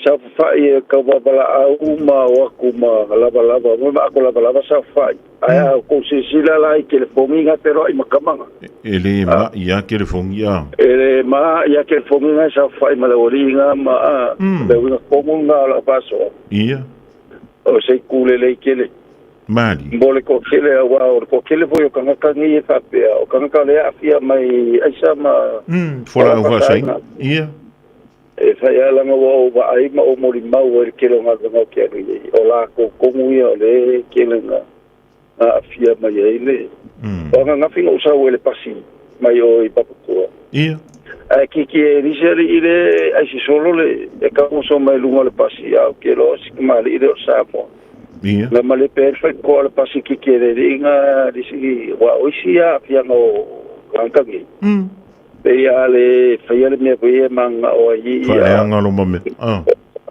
vai la yo na voi le o le la pasa ka ke ro u mal lo fa mali o ka sa o ka nge au pase ko po le ase senge pe se be ka ki ai o le se viva se ya e ka ki mo fa ya ko ai o mala ka ke ro la ai si mais mali ai pe o le winga nga o ka pamkala nga o le mo foi luma ia ele la nga ka ko ngire nga ka fa pisingis ngai fale o lo ngi na fa ia la ko pisingis e fia mo ngi ko pe o lai ia o ka ko foi le o fa ka mai au alo fia is ka le o fa ka ngai ka ngai la ko pisingis ka lu ele ma fa favor ko ke lo la ko ngi mo foi ta pe mali so la ia mo ko ia fia ele va en la fa tu la fono o ki ngo po ia la po maka penga al malo se me ave ngo foi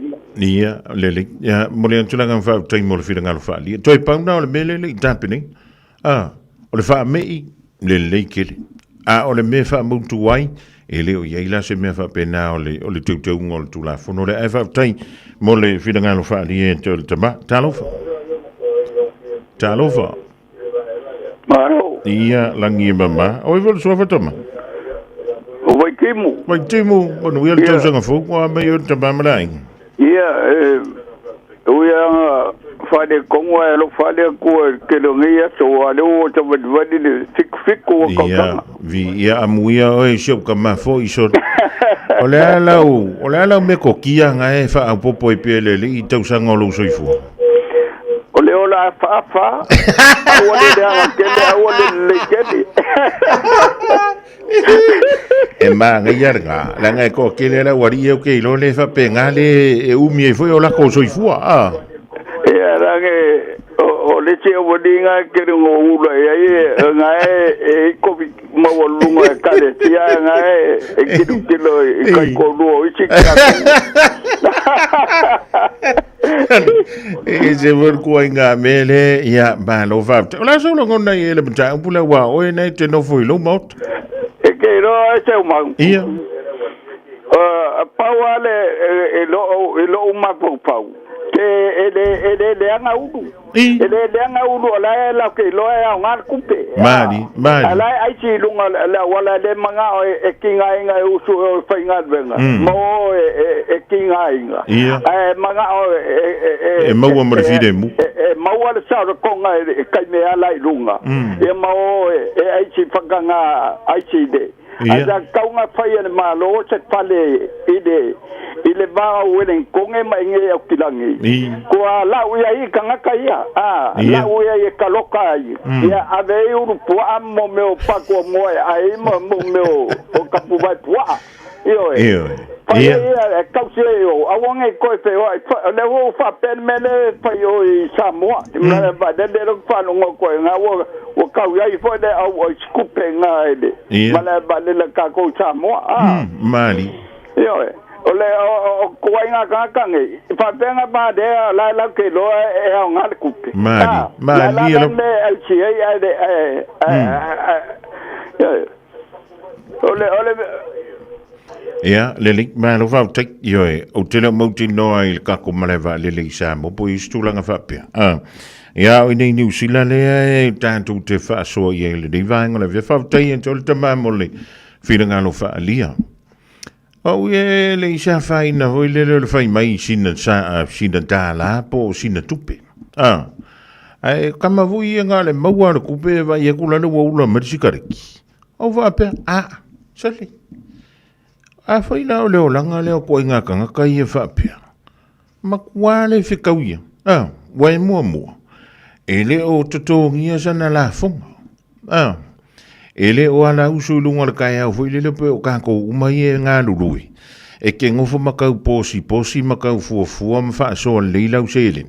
A waka maiki a wā au pili a wā wha lave o mea whaia e kāle sia me kūranga uma whapenga.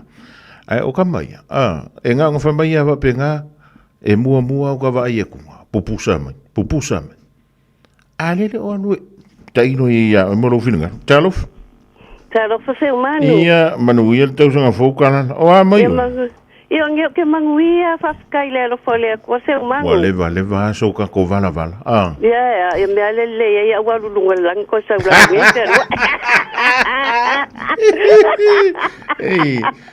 Kalala wa via nei tau sanga lo soifu. Olo o fiku valu. Sole. Eso so alo o ru masko inga le o kim. Wa. Ia ka kolo na mama ia o le sabari kaya umo ke le loku ia ko sabari mai sabari te no ko ia vai. Ia le ali ia mu ia o tau nai tele na tau sanga wo fo ia. Wa. Pe kai le ali me anga ko anga le loku ia. E mai le ko ma lo ser kingo fai fe a. O nai te to anga te sa vali kala. E fa la vela wa nga ia I fa lo anga ke afia. Oi, ia, o ahele, o lunga I mela I, o roke I lunga a St. Graham. Ia, e ele fale, ainga nga falfalawa, so o mal falpia, Ia. O ke ala kala ngo fo ele si ko inga male king kiki, ele makuar king kiki makuar ko ing. Ia. Ia, ke ala kala ai si mal kupe, nga pere ia le ai. O walo ko ngol falfalawa fa ka maila o solo fa ka mai mal pai mal fang vai ingwa ia o ke musa bele kupe o wa lo ke lo le so mal falpia mali e ke lo la se mangwe ba ko musu e musu e manga e va ku kupe me ba ko nga ulo ai ole pia ya o ko ya wa wi ma abela pai mala fang wingu ia ma abela me nga o fa ka mai ia ai bai ai le ngo foi lunga ia ma ko ele mama o le fale soli Olo no wingo na ele fale no foi anga o ai. Ele fale ngo foi. Wo so. Ai, ia ko vai lai kanga ka fape. Okay, lo fole mo ngi pingi fiki, ele pangale mo ngi pingi fiki kanga ka ia. Olo mo kwa ula kanga kanga ia ri kala. Okay, lango inga la ver kula fongo le la fai. Ka ko esele lo lofa. Ia, io. Ia al mena nga e va kulo wa lofa. Ai. Ia o fa luango walu fo I manuas ko ke fa ka mai sa ukalo. Ia. Ala kwala ai fa mai le kamanga bakse lua kala Mali. Ia ala ke alu ke le ka a ke ko wa pa mai para wa fa sa mo ya ke. O shot. Ia ke lola ela ki ka para wa ngala. O me le la lola ni no wa lo ke lo sa mo. O shot. Kale nga ko nga me fa pena. Ai. Para fa me ke alu ke le ka kala ia. O ya fa ko, eu só o sa mo para. Oye. Ia e malolo. Ia o ke la ia nga la kula ngole la fai. Mali le. Ia le kalala fa te. Ia le se manga. Ia lo fatu manuia le ia fi tanto o no bulita lo fa. Alofa. Malolo soifua. Malo soifua se man. Ia. Au mai ro filinga. Wa ue ke lang lang ia malo le me na la ia.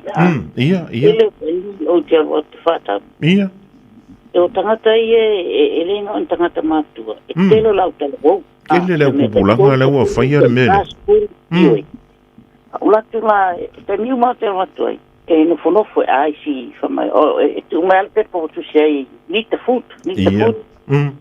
Te latu la usa wale loka. O le ali tu inga food te mana o. Te mana o se chip mastikin. Mai no I need the money. O, pa o pepa na se mai e need the food.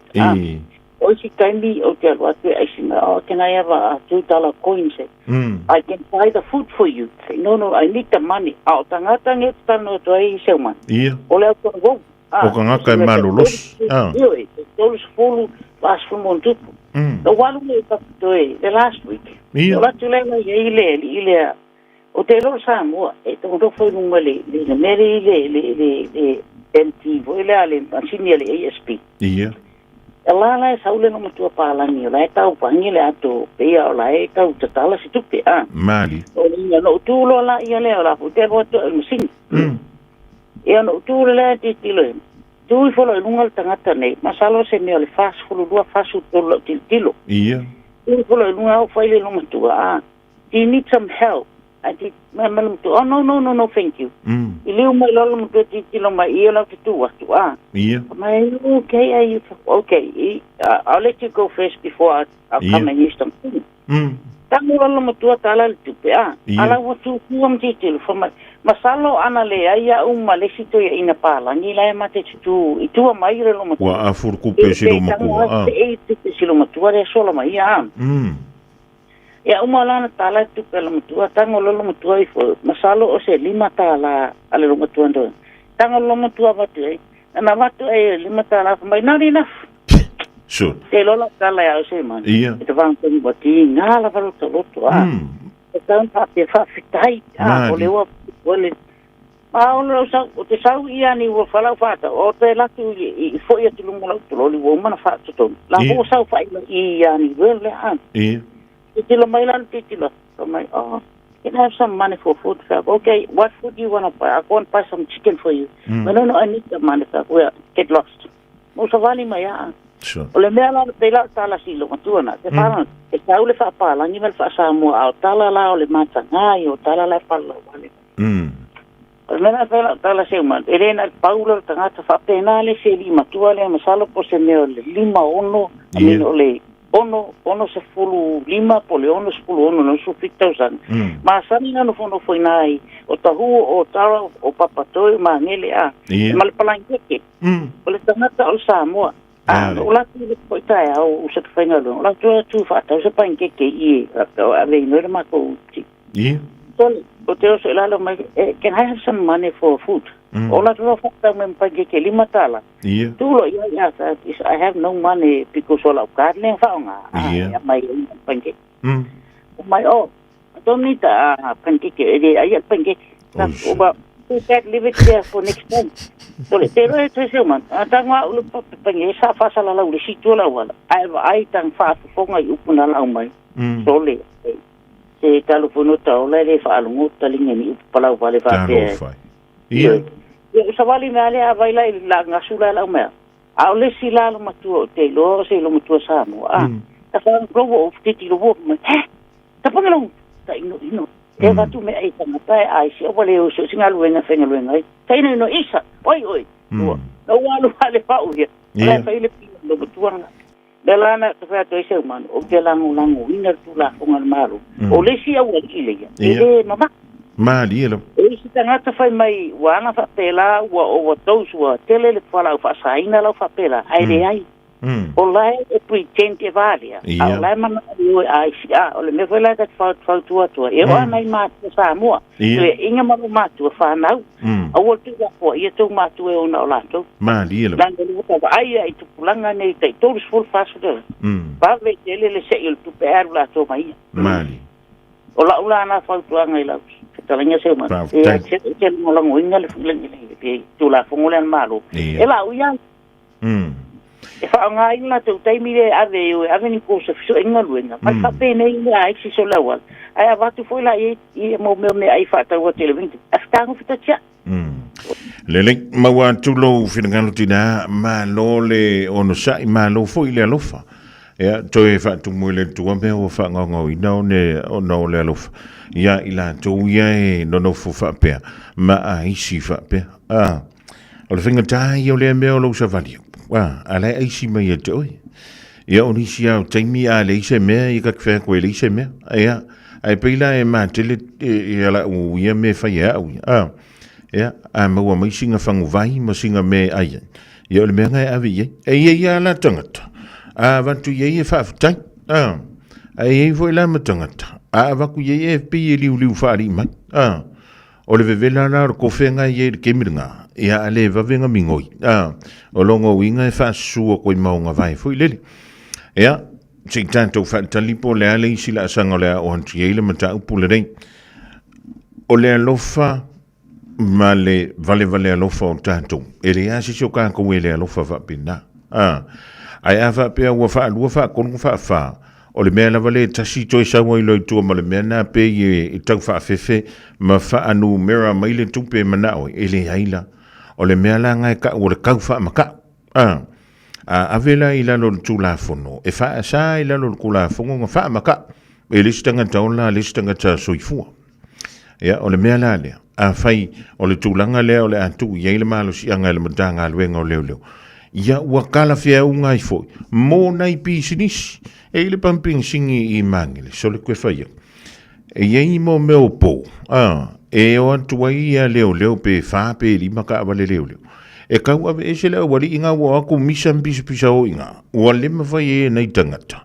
ona nga i lu mai fai ala tu fa ta i o le pamping singi di fa mala e a sa foi la ma le nga ka vale foi le mekton wa koe poloka ku foi li siku e sika ku fa ukalai ale fa mai ka ko allo fai ioi o le allo fai le ma fai ona tu ai pe ona ta wa se tasi o to o le nei vai ngale fiafi ai na dei che wa fa te ia ni sio tato o le tu langa dai tong dai fa mai ya o nga le o inga ile tangata enga fati ton ia pe fito tonu ia ila o inga ai fa ia o ila tolo mo mi le o na o langi mau maka ngarwenga e maua mai e le so so ni va tai mo to fi ngalo fali se me ale lei pe fa asele mutu sa funa lo fa nei mamulu ta fia ta utua ia oe isi o nu a ole manulele se ia fe mai i pupuni le mala uali ai mai ua goto le fetua wale le mama motu si alo upale ua mota e ao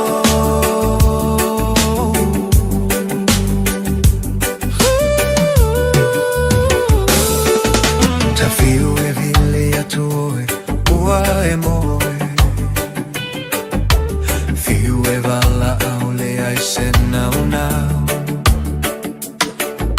o silo uloto a popole pei amole mana tua mai ita la upele fa amole mole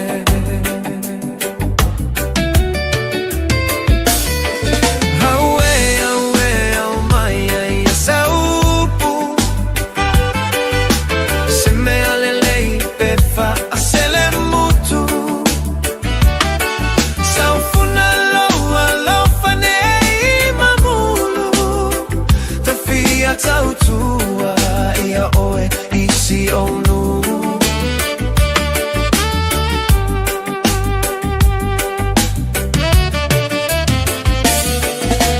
Lo ufia fia e petua I fea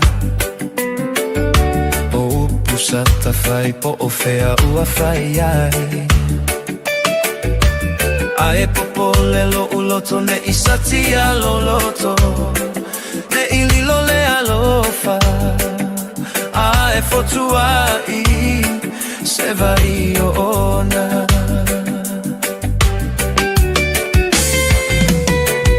Aue, aue, au maia ia saupu Se me alele I pefa a sele mutu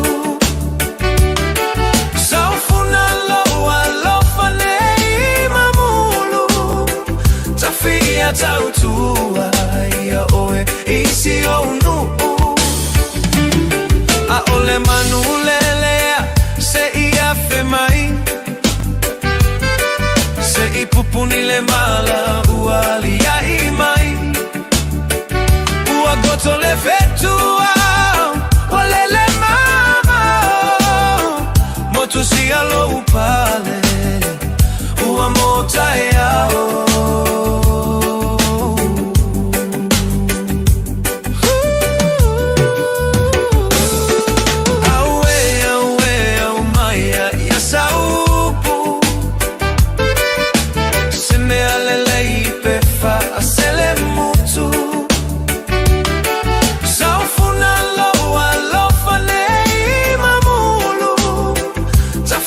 Tautua ia oe isi onu A ole manu lelea se ia fe mai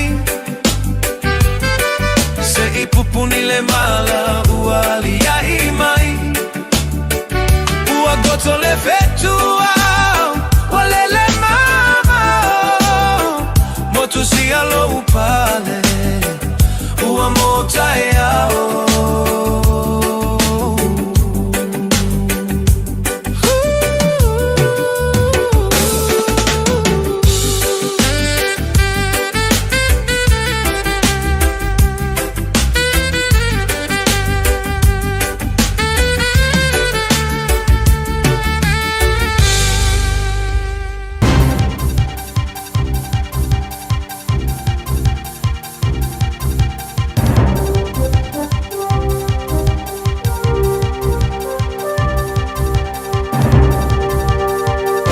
In this update, Associate Health Minister David Seymour says another possible medical platform hack makes it clear our cybersecurity must improve.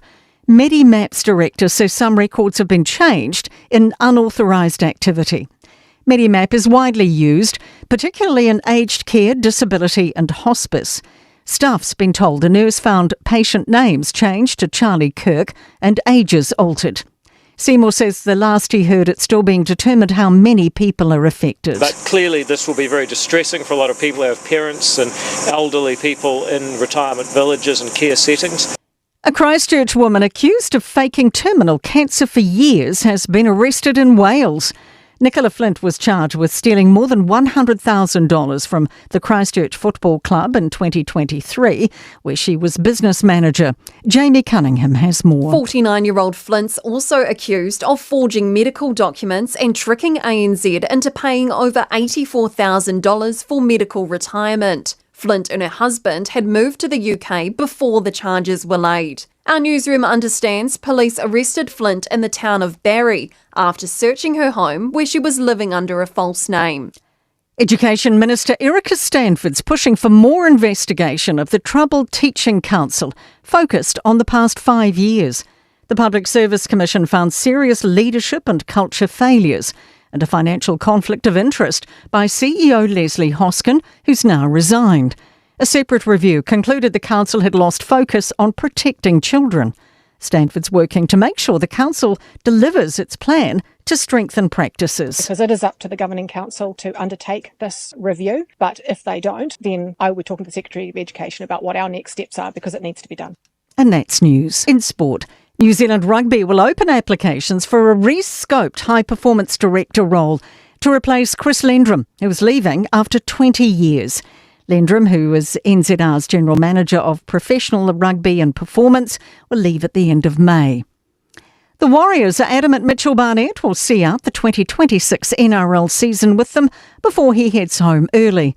The New South Wales forward has been granted a release on compassionate grounds from the final year of his contract in 2027. He's citing a sick child and a desire to be closer to home. Club boss Cameron George insists there's no chance Barnett could leave before the end of this season. No, not at all. I'm Raylene Ramsey.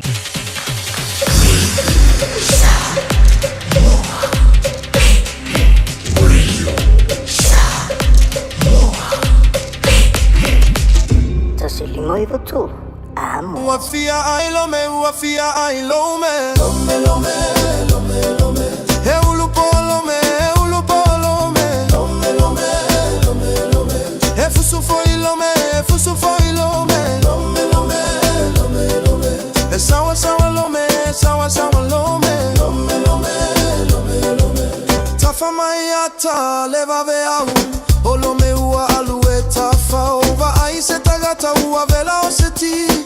Einua isana iputi aole matai ua tilo tilo mai fea aluia ile taule ale afa alogo mai le asemeana esawai lauto fa se fa amole mole o italene iolome sina fala wa se italiane ai lotamanava ua mole sole sole lome se ua ungatete foliga peio se panikeke esa umuamuave o uofuvae toi ave mau se vae e mastala lome ua mastala lome lome lome lome lome e lo tu foi lome lome lome lome lome lome e mativa lome lome lome lome ole uso lava lome lome lome lome malielo lo to telemo e tolo olo melene e ulupo e aile silome e no foi uta olo metonu la valena lei atali la uva ai oleana e sauai tagi fa luluga ole mago a ofaila utatalo le ai toina fa atalia uesa siea awate vave au fika gae fai te ai pole si ai tata ulavana iloa lo me mai au te alo e ai le lo me samoa olo otagi peisemo ua mawane ilome lome lome lome e ulupo lome lome lome e fusu foi lome lome lome e sawa sawa lome lome Io e vai pele ia fiakul ngale kopi kong ulom. Lima malawa bidu tau channeling July lima elo tanto fatanongan tau faya wale abado mai.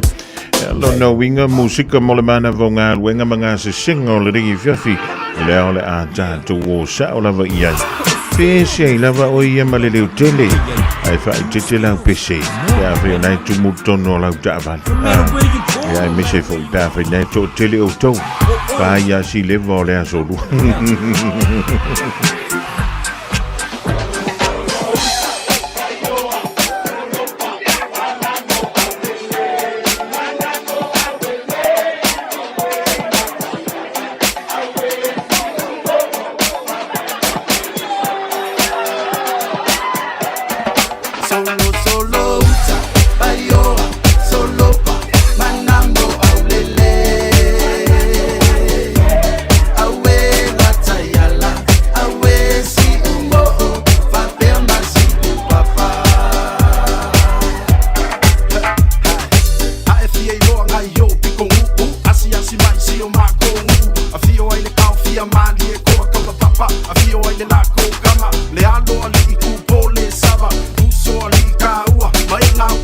I look like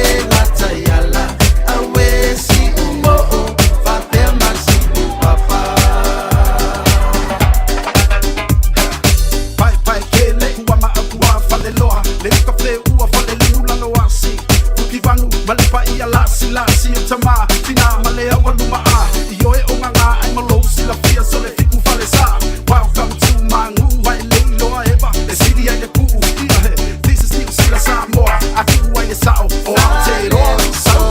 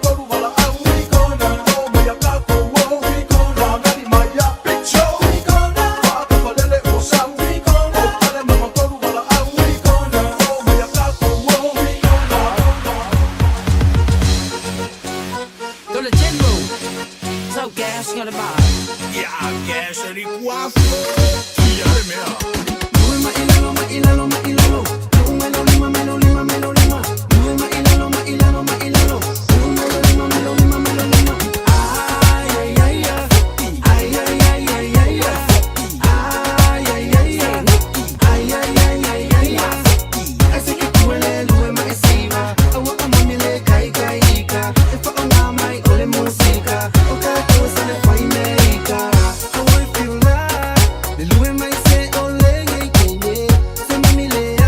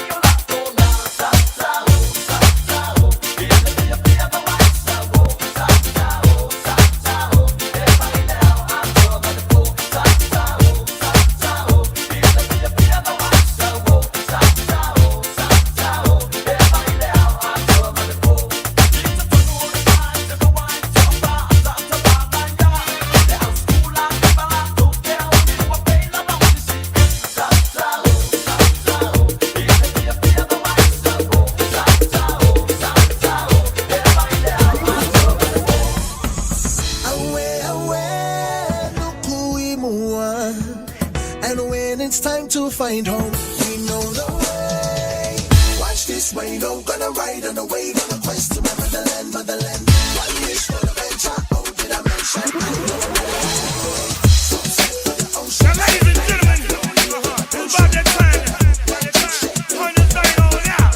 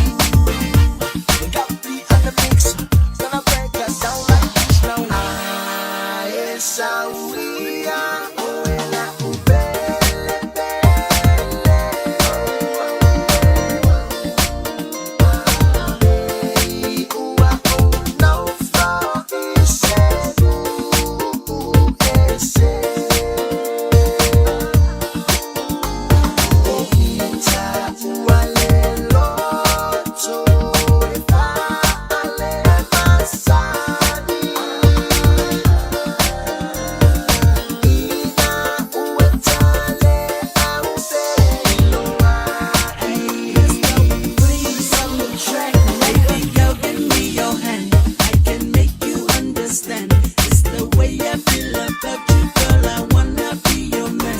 So kaeba, I walk up a pole. DJ please, me lipe a celole. See my man, I yell go. You really with my sale malolo. Girl, I'll fight for you, I'll ride for you. Push the negativity to the side for you. That flea love, that's on me. Your smile on point, that's on fleek. Hey, so baby, take my hand and let's roll. Let's roll. Ever my DJ, be my way. Yes, we are.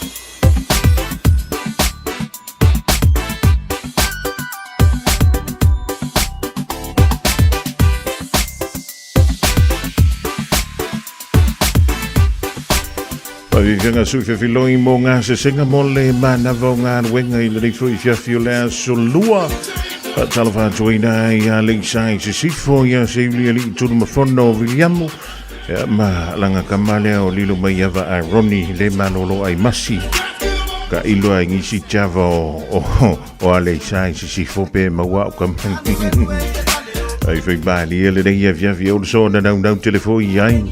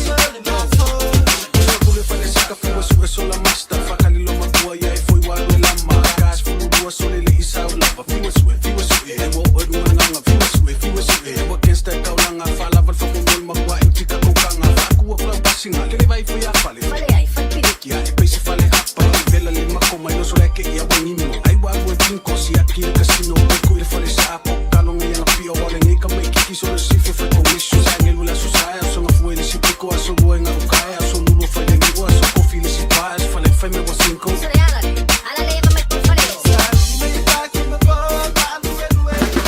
Tonga o whenga whakau elo ka wale fo maunga Max Ila. Senga o ka amilo e o kilangi. Mo koe foi mai lava i o Tara i le Tire World and Auto Limited. Le ai mau ai so skoi ngā meg ma pau ka wale. A ole me piko sidi. E ngā le lua lima ka alalwa ia so le kokongi. Le Tire World and Auto Limited e te maua i ta wale ma pau tau ngō fia ia New Zealand antoa. Mo fo i se ti mag wheels mo so se i tu ai ngā ta wale ma le telo isi au onanga. Warren Fitness i le na ole se fulu tala pia i wha i loa i eina e wha afafonga le Radio Samoa i nei wha abitoa. Talia wins quotes, cue cards, maisi. Walau lo le Tire World and Auto Limited i le lua fitu tasi tolu o mo pau ta wale. Po le lua fitu wha tolu lua o mo le whale inisinia. O le porokala me o le ngā ngaifo whaiva malei a taua savea i lunga o le Radio Samoa. Ua mawhai o na awi nātu ona o le fesosori mai o le Pacific Specialist Healthcare. Ma le tonga fitia o le ngase ngase o le fatu. Ma le ngase ngase o le kanesa i whale ma i e lua i Nandi Masuva. I le atunu o fiti. Asia siane i le upenga ta whailangi. Pacific Specialist Healthcare. psh.com.fj. Ua mawhai nei o na whaata want to top up a le Digicel i lunga o le upenga ta whailangi a le ClickX Pacific. E mawhai fo i o na lafo se leni i le MyCash a le Digicel i Samoa. Tonga fiti mawaruatu i le na o le lima ta la. E le leile reiti aso taitasi ma e whaingo fia fo i o na e listalai. Asisiane i le ClickX.com e lafo ai sau top up a le Digicel. Pe lafo ai fo i sau tupe i le MyCash a le Digicel Samoa. Tonga fiti mawaruatu. Morisi whamtalanga vla au le Olua tasi lima ono tolu fafa. Olua tasi lima ono tolu fafa. Ta lofa lava. O le siu fofonga le nei o Samoa, le Radio Samoa. Ua mawhai o na awada tula polo kalame le leimo o ia so taitasi. Ona o le langolango malo si le fale maliu. A se alo le atunuu. O ese tātupu Funeral Directors i Manukau City. O kalame leimo o e ta lofa lava. Isa ia fast food. O lana whai ua tōru se fulman tasi. A o e whaatalitali i le alii. E toi whaafowina o lo lātou malosi. Lātou te si ia e apa au. E pei o aeto. I le susuenga i le manu lele le nei o le aeto. E whaatusa le aeto o le tupu o manu lele uma o le vani manimo. O le si malosi iai le aeto. O le aeto mawhai o na lele maua lunga lava. I se maua lunga e le mawhai e isi manu lele o na o iai. Vapela iai le manu lele lea e whai mapale tui o le aeto. O le manu lele lea o le o reva. O le ami o le o reva. E lele o reva nofo i le tuaua o le aeto ma tui ma tongi. Pe ia futi le ulu o le aeto. Ai whapela e le papole i ai le aeto. E tuua i a le o reva e whaila na amio. Pau le awala le aeto e whai e alu ese ai ia le o reva mai lona tua ua po lona tua. O le lele lea i lunga le maulunga. A luma lele i lunga. E o lo i le vane manimo lea o reva mai le tua o le aeto. O le winga tonu lea o le olo tuisia mai e le profeto Isaia. O le tangata ono sai ma whaatari tali a o whea ngai ma ti ngā ma whainga tāo le olanga. E le vale ase taubi. E iai le saurotonga ma le manuia i lona muli pea ma whaatari tali i le atua. Ia e tā ua lo tātou mataala ma ono sai i tamai o rewa ia o loo lave mai ia te oe, whaati ngā mai, whaavai loto mai, po a malava ni winga o loo te mai ia tātou mai ia te oe. Ia ole me sili o tātou ana whai. Tātou pipi a Yesu whaataritari le whaapipi apa au Yesu. Ona tātou whele le iai le maua lunga lava. Lata ia Yesu. O ina. E re mawhai ai e le whili. Ona o so whai ma toi wha lave mai. Ia te oe. Whaapipi ila i o apa au ke ruso tātou te while muai. Ma mana tua e le lei mo oe. O le ese tatupu funeral directors o se fale maliu Samoa o le tali foilea o taimi whaingata ona o le malanga al maliu maleoti e mawhaifoi ona latu awinatu ma awina mai tino maliu o e pele mai so o se atu nuo lalolangi wala auno le ese tatupu funeral directors i le lua ono lua tolu fitu o pea fiu ane ele se fulu male balu Norman Spencer Drive Manuka City.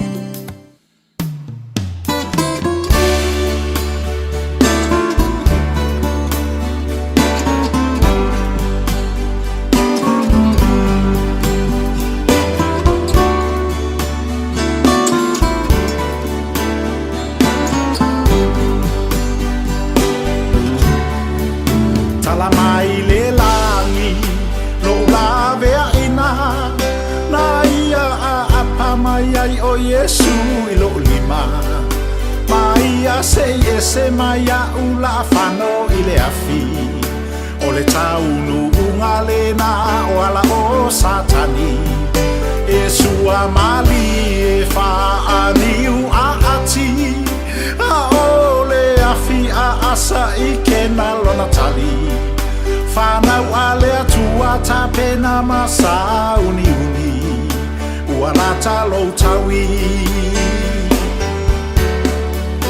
sa tuli loa ina pea uele amanga paia a o ufati no le tale ni ma o fa afia fia o mea ale lalo langi maletino ua o taia ina ua ufia lo uloto ele amanga paia tama vale ua ia filia molona fina ngalo ina ia o fa alia o mea nilo ua ia au maia o te fa ailo atu o lona matautia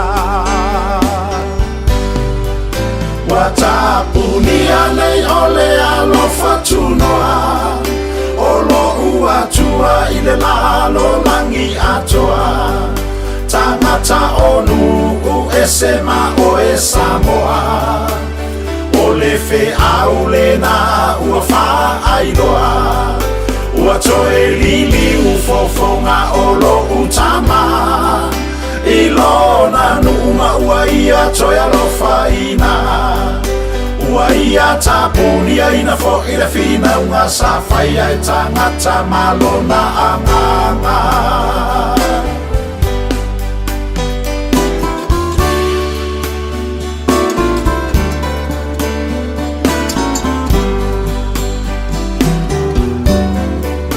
ile taimi lava lea savala awai lea tua i tulu inga ole nei lalolangi atua tangata o Israelu o i fea mafia fo i maia i te tonu o tou safa atafia ua toe alofangia ina elo utama o Israelu o lona nu umalana fea ngainga o Israelu o lona nu umoni lea i lalo nei malona ainga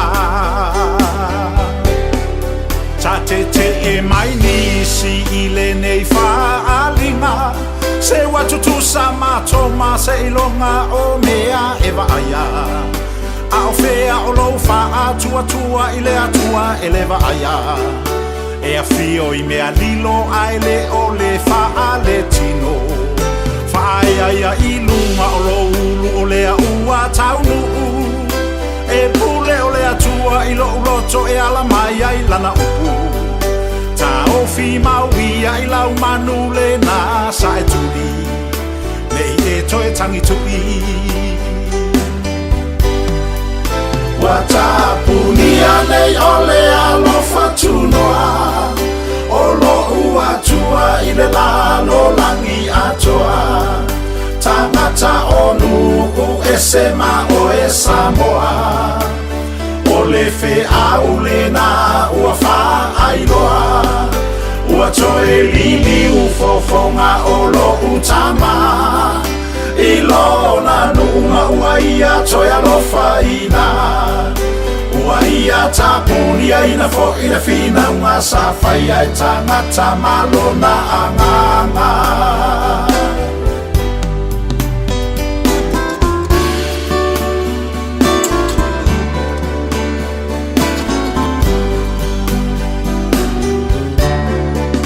Finangalo o le atua e ui mai I mea mawala lalo.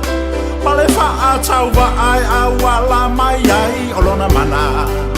Ai ua tau solo mua lava I le au kerisiano. Ona fai upu mai maleva ai mawalalo. Ua tou fuaina mai au I le faa le tino. Ai ua tau asoto mata I ala o keriso. Ua whaai loa mai e le atua I tama vale vale. Olona finangalo. Ua tapunia nei ole alo fatunoa. Olo ua tua I le lalo langi atoa. Tangata onu u esema o e Samoa. O le fe aule na ua wha ailoa. Ua toe lili u fofonga o lo utama. I lona nuunga ua ia toe alofa ina. Ua ia tapunia ina fo ina fina unga sa fai ai tangata malona anganga.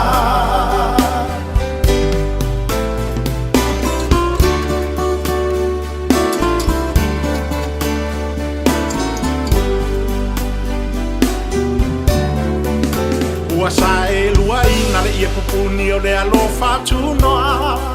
Sa lave ina I oanga sala le lalolangi atua. Ua faa muta ina e le atua o le na avanoa. Ua faa tau nuku o lana upu pei o na tusia. Tama vale vale ua ia fili filia. Molo na finangalo ina ia o faa alia. Awa ele faa pau na fina ule anganga ule atua. Mamanatu o tangata. Watapunia nei ole alo fatunoa. Olo ua tua ile lalo langi atoa. Tangata onu u esema o e Samoa. O le fe aule na ua wha ailoa. Ua toe lili u fofonga o lo utama. I lona nuunga ua ia toe alofa ina. Ua ia tapunia ina fo ina fina unga sa fai ai tangata malona anganga. Watapunia nei ole alo fatunoa. Olo ua tua I le lalo langi atoa. Tangata onu u esema o e Samoa. O le fe aule na ua wha ailoa. Ua toe lili u fofonga o lo utama. I lona nuunga ua ia toe alofa ina. Ua ia tapunia ina fo ina fina unga sa fai ai tangata malona anganga. Ua ia tapunia ina fo ina fina unga sa fai ai tangata malona anganga. Fofogamua ia o tolomana ve misi lukisu ai le rivainga le fiafi tapunia le fing naunga le ngang pa ia.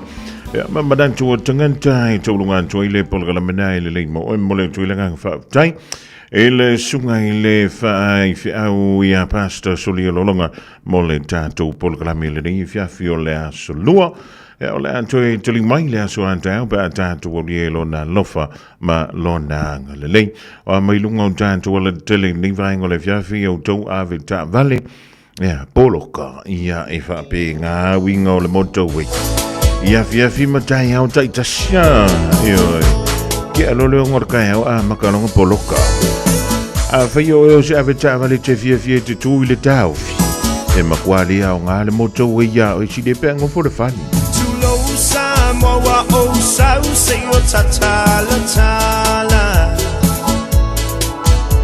le lei ona motu o le pawa e mala malama pongai olo uingo a fa apea lona mafuaanga atonu e fai malu I o se tasi I le nei o langa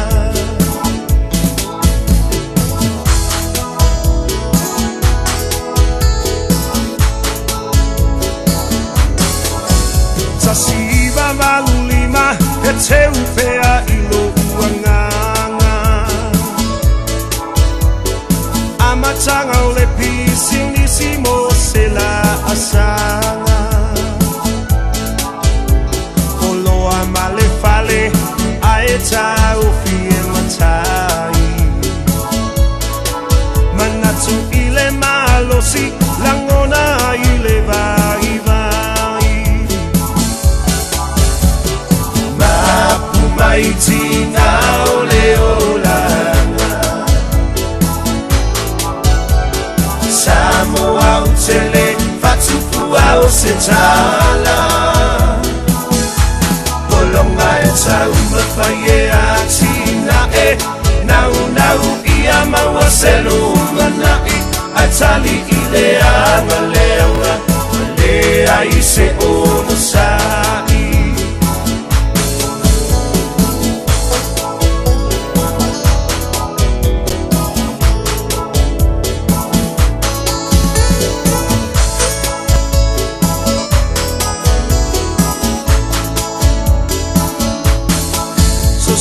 mai tau sanga fea ngai pea mawhai ngata no no fo I malono uta wa pei I tau se panguta salafi avea I solo molia I le tula fono fai mai e tafi ese ita o fanue umi e sa olo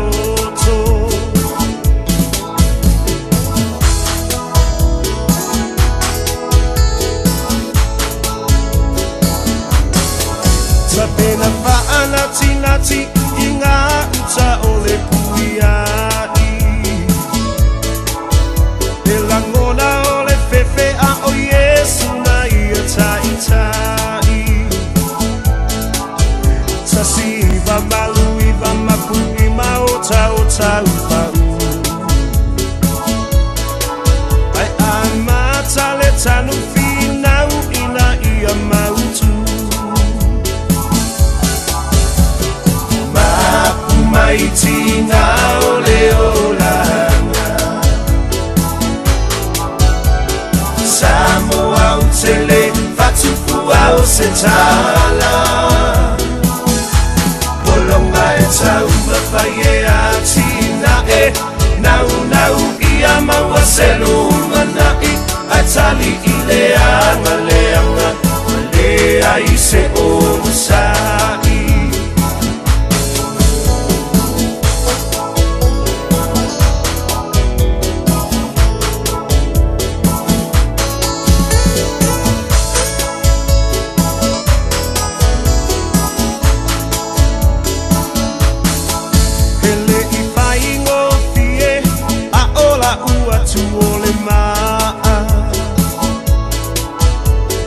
Tau fi mai wale angai ole auala Sa tau I pea finau I se mea ua moni Aua o matou lava o manono faa maoni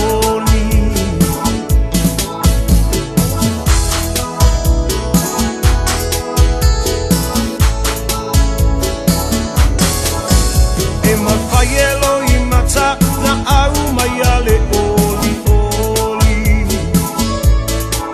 Awa e tofi mai langi ole nu e fai mo tofi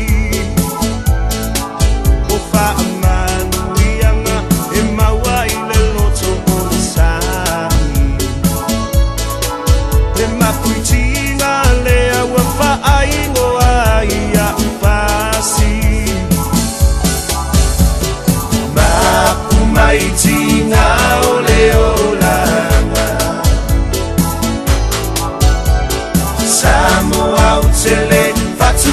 au se tala Polonga e tau mawhaie a tina e Nau nau ia maua selu manai A tali i le anga leanga Le ai se onu sai Mapu mai tina o le olanga Samoa utele fatupu au se tala Polonga e tau mawhaie a tina e Nau nau ia maua selu manai A tali i le anga leanga Le ai se onu sai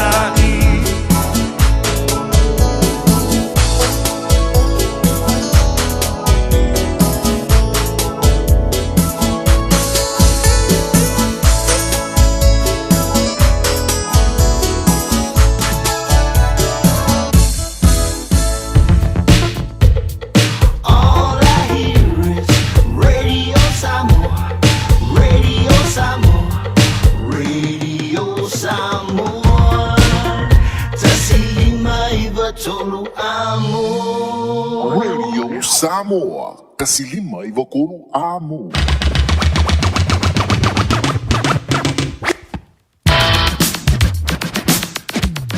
Ole tolu kana ole tolu mo Samoa le ia so luale sangana ole tolu mali i le tatou mafutanga e poto ale tolu tai le tai misasi e lana va ai alo fele tua ma tai tai yan tulo soi formal man to la tai tatou toi felo ai foi le lungo pe am ngalo le te pena mele sa o sunga la wa le fionga le mutu taulangi an taito te mafuta ma mai ata to tala i vai fro ma tala i tala ngala ngana peritani si o ria lava se taimi o le poa na nei maru e tele la singa o tutoi o nga se singa o le ri fia mislanga yantu ya ingolo fa mu mai manga wenga o le poa na nei e va lava tato ai han wal tanga te la tu ai nga tausam yai au wal fa so Maruia venga malo longa le poa na nei ma awale ngalo au fuala au.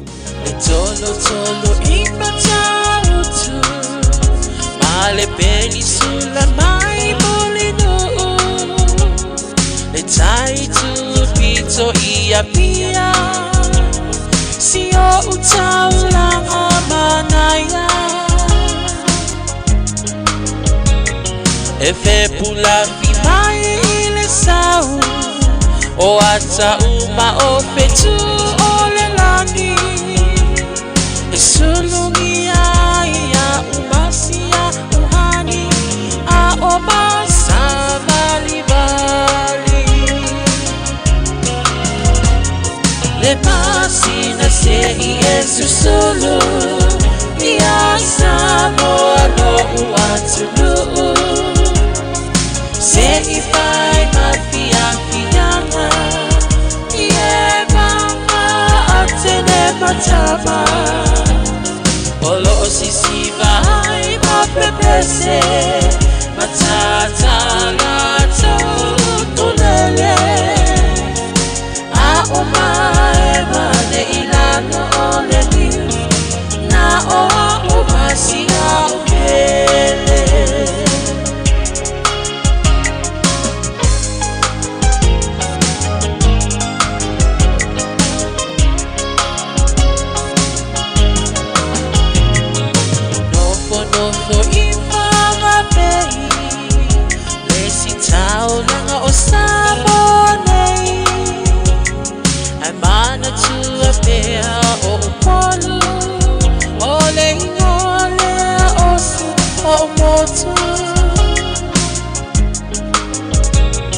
Ele mafai hama ona ngalo Le tape mali o vai singano Olo onofo haitine matama Yungalona awala lau papa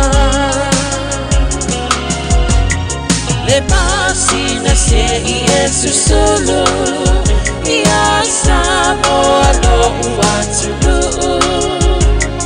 Se i fai mafia fianga Ie mama atene matama Olo sisi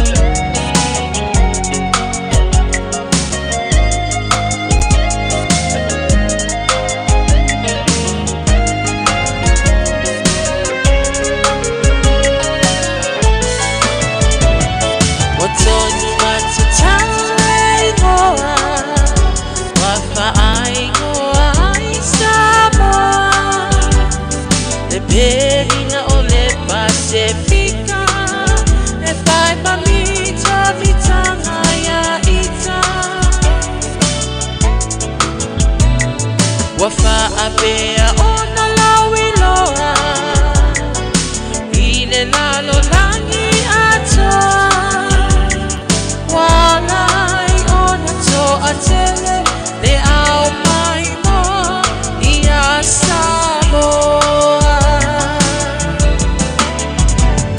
le masina se I esusulu ia Samoa lo watu